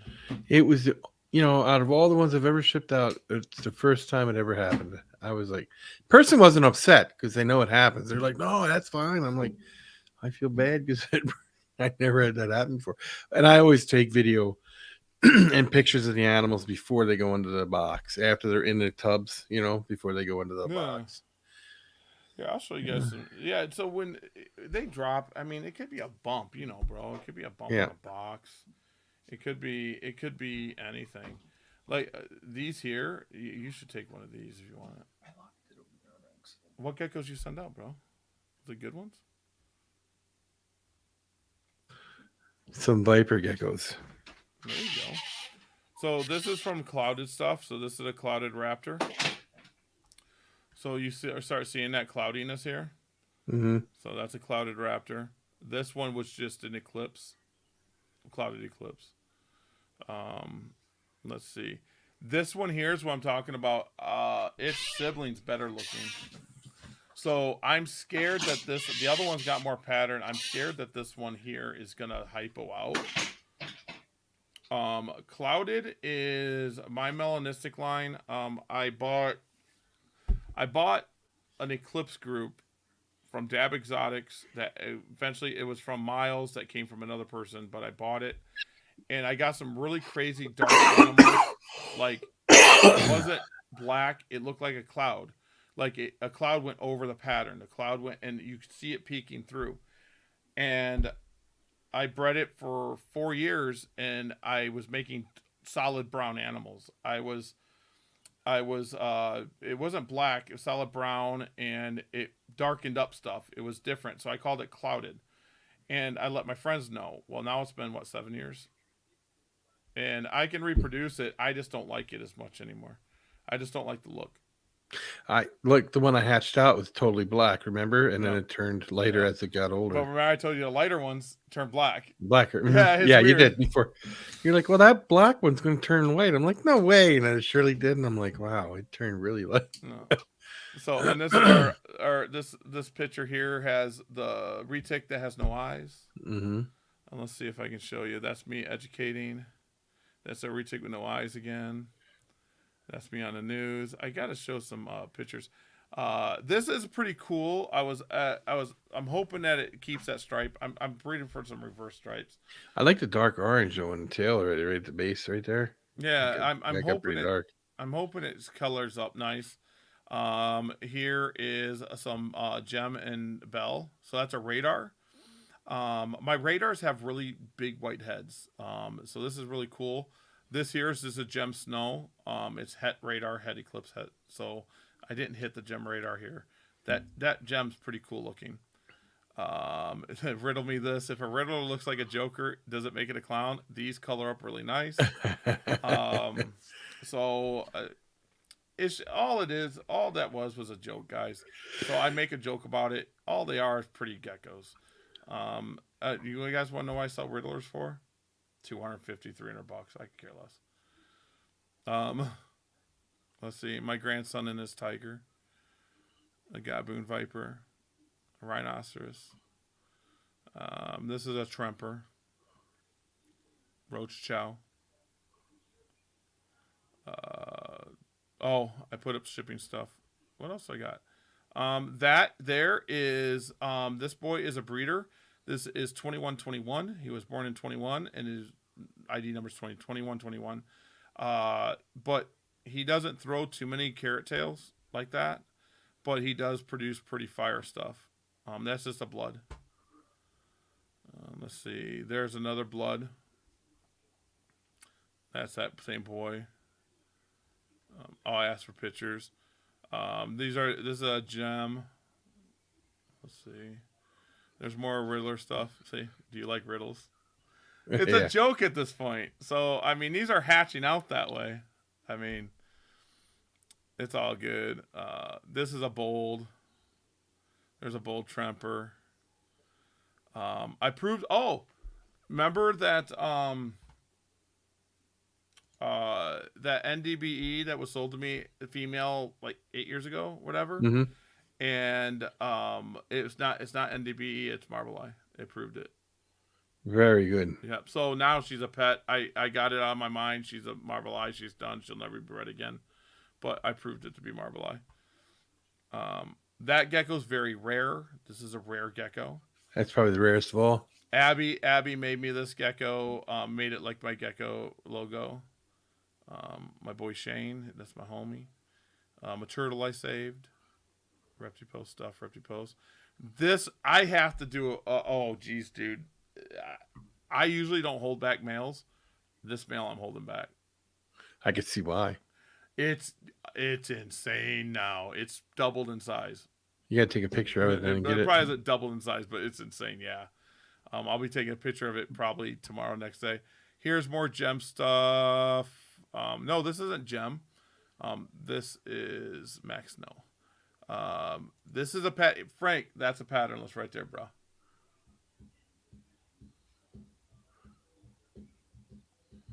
That's what a patternless hatch is like. And I'm trying to help you out, like legit. That's what a Murphy's patternless is when they hatch. So right there's another Murphy's patternless. So that's a Murphy's patternless, reverse stripe stuff. That's a white and yellow. So this is a white, pure white and yellow. So this was probably my pure white and yellow bred to probably a radar. Because I don't think I took him to anything else this year. No. Yeah. Oh, there's some pink animals. Pinkies. But yeah, it's getting late, dude. Yeah, I'm getting dying. By the way, one of the reasons I listen to your podcast is just it's fun to hear Gecko talk. We do need a lot. Well, from John, I'm spacing on John. I don't know. Yeah, he explains it down here. Oh, there it is. Well, I mean, I'm going to tell you before we go, I'll tell you, I just don't have time. I mean, I don't have time, and I've seen that you're running into the same thing. I run one of the largest leopard gecko productions out there. I have people that buy 100 geckos at a time off me.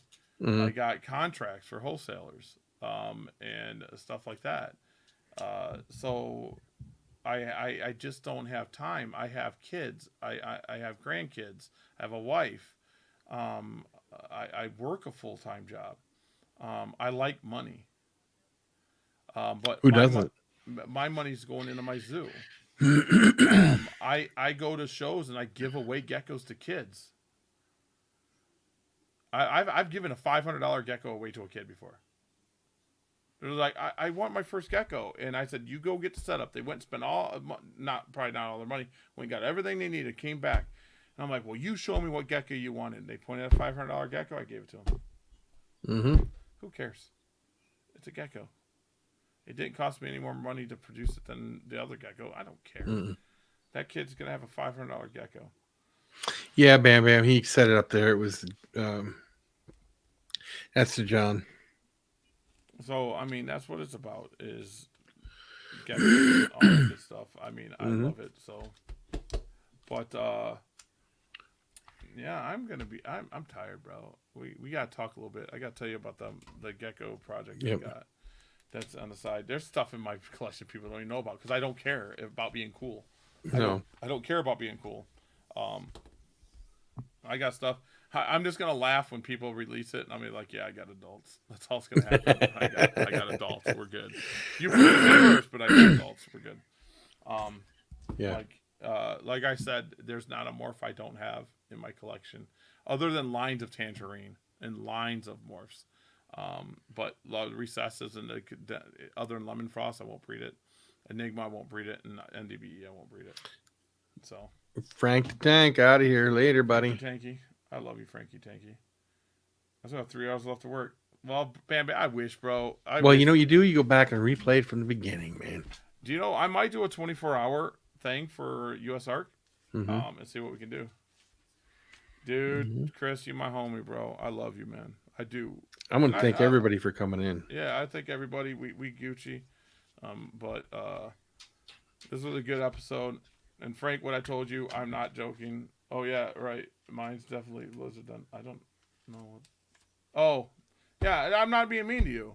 I've been doing it, dude, for so many years. I can look at something, and go, yep, that's that. And it's not like a big deal to me anymore. So, yeah. So Murphy's patternless hatches with pattern. This does. So, unless you get the one, unless you get a what's name? Yeah. The one I hatched out, kind of a little different, but that was a different one. He's beautiful now. You should see him now. I got to get a picture up. Yep, I have every morph there is. Yeah. So, all right, guys, we outie. Peace.